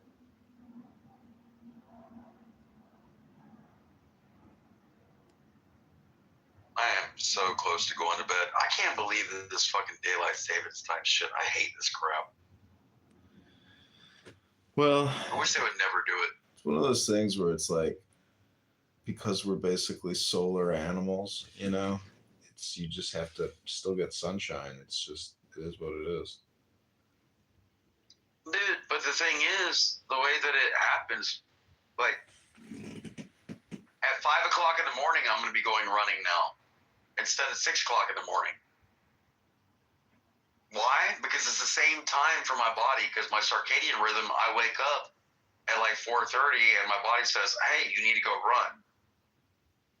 Like when I go running, I hear the roosters and the chickens start doing cock-a-doodle-doo at 5 o'clock instead of 6 o'clock. But like they don't know daylight savings time. It's the same time of day to them. Like farm people don't like daylight savings times. That fucks us up. Because the animals still want to be fed when they get fed normally. They don't know daylight. savings bullshit. You know what I mean? Mhm. Fuck Benjamin Franklin and his idea.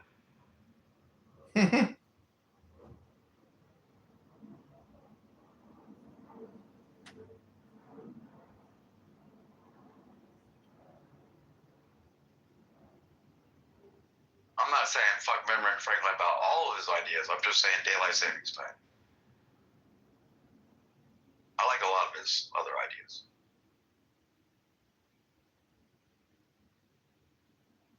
He's a quirky fat bastard.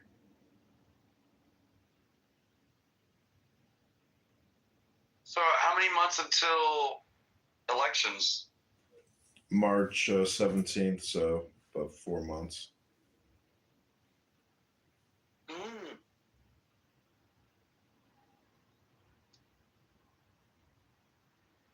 And what's this? He's a darkly melanated man, right? What the incumbent guy? What's his name? LaHood. LaHood. His name sounds LaHood. Did he actually do any good when he was in his office? No, dude, he's just a fucking corporate whore. He's got $10 million and all he does is give out free money. He votes yes on every single HR act. Guy's created fucking $2 trillion a year in debt. He's made the country unsustainable. He's the problem. He's the fucking rhino. Oh, Republican in name only. Oh, shit. Yeah. We have to stand with Thomas Massey. So he's a Republican? For real? He is Republican. We have to stand with Thomas Massey. Thomas Massey says he needs 6 Republicans to say no, and he can take over the party. And they can essentially stop the skim. Because it really is just a skim. $2 trillion a year that we don't collect in taxes is nothing but a grift and a skim. It is the scam.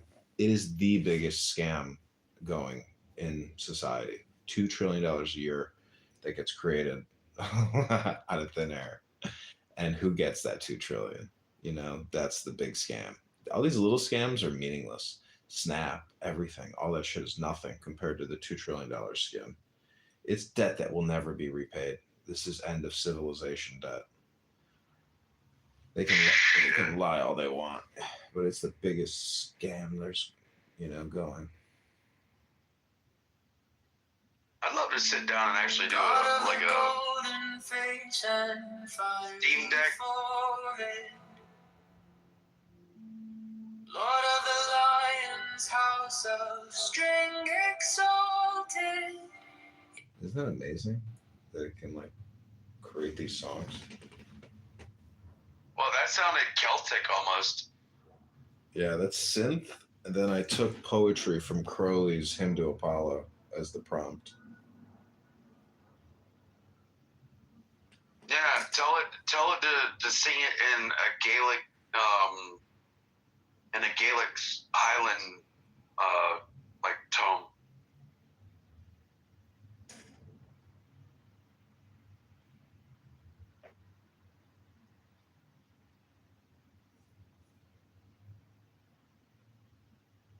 You know, the Rothschilds used to be the guards for the King of Scotland. Didn't know that. Mm-hmm. Oh, Rabbi's here. Casanova. No, but seriously, tell it to sing in a Highland Gaelic tone on what you're doing in Alan Watts poem or some verse or something.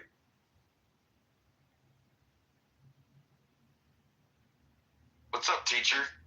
Shabbat shalom. Corn dogs, hash browns, and barbecue sauce. Is this not? Heavenly Hollow. Send out thy rays, majestic and the torrid. Light of thy song, thy countenance most splendid. Bend to the sublime on his face, extended.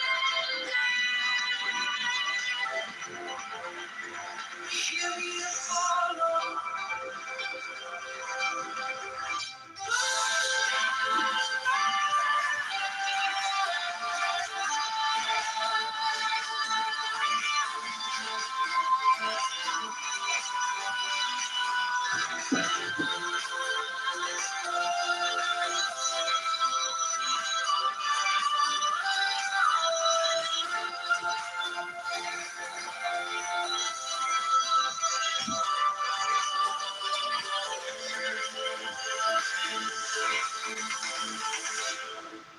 thy fierce fingers sweep the lyre forgotten.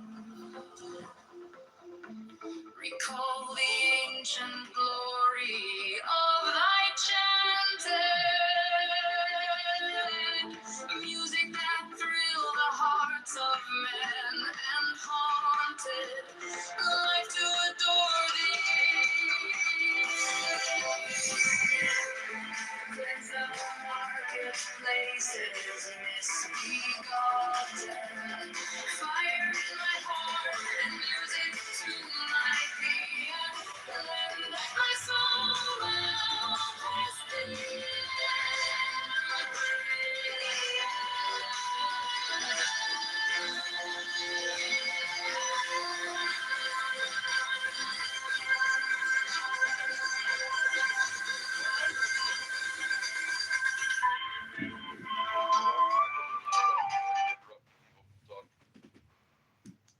Oh, I'm coming back with another banger. Yeah. What's going on? What's going on, Rabbi? Nothing much. Truck driving over to Ohio from New York. All the old worship in this land is broken. Nobody cares about your music, John. My altar burns the ancient censer, frankincense, saffron, galbanum. Listen to that when you're doing your walking and you're stretching. We don't want to hear it. See, that's why you're gonna lose this race. I think he's gonna do well. But he's gonna do well, but he's still gonna lose. You think so?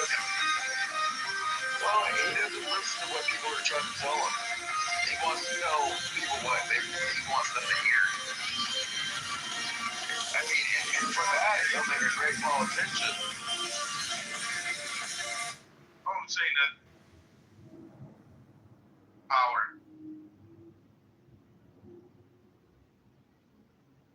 Well, power corrupts. Absolute power corrupts absolutely.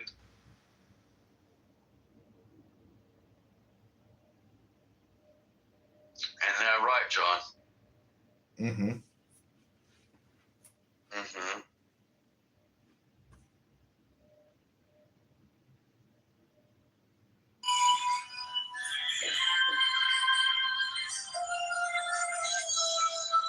What Messiah am I listening to?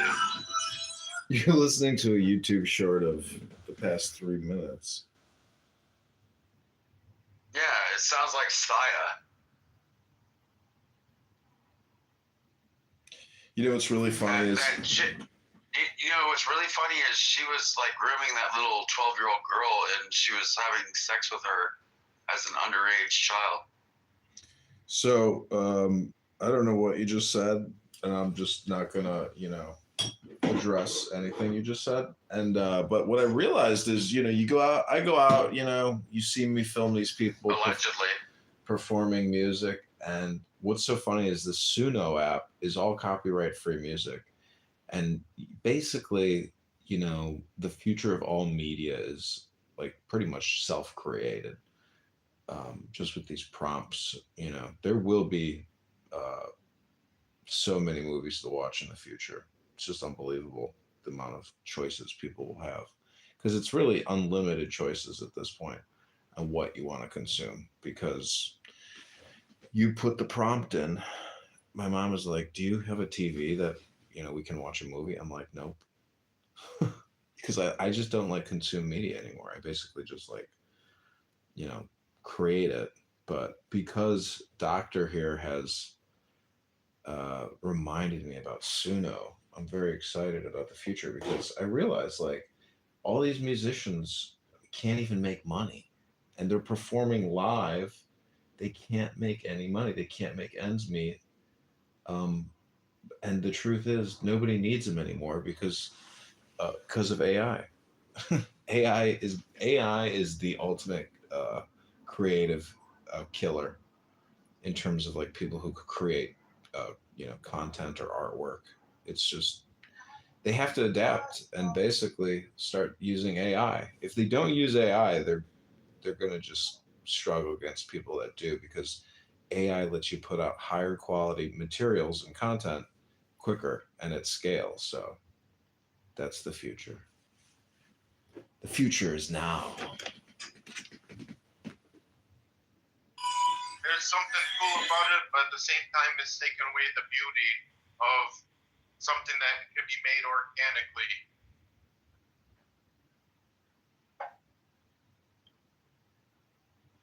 Well, like the language model of AI is just putting together the most common chords of the most popular songs, and then putting it together in some kind of like iambic pentameter worth of like melody, and like it knows how to structure,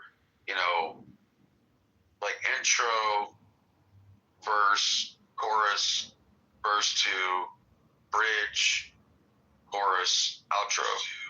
Like that, like the standard of a song is just easily laid out that quickly, and like it knows how to do it and then put all the words and all the melodies and all the most common chords across all of it. You just need to tell it what you want it to say.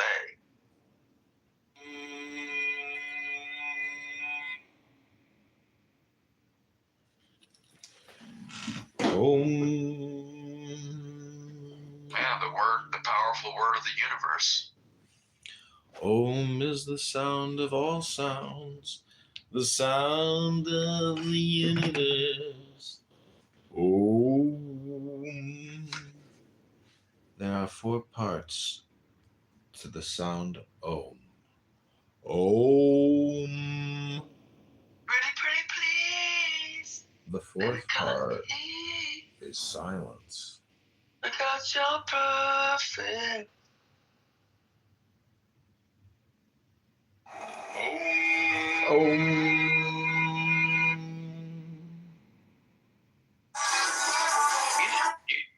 You do that on purpose. Why do you always like move it to trash? No, your conversations. Oh, like I'm you'll winding be it in the down. middle of a conversation, and then you just move it to like when nobody was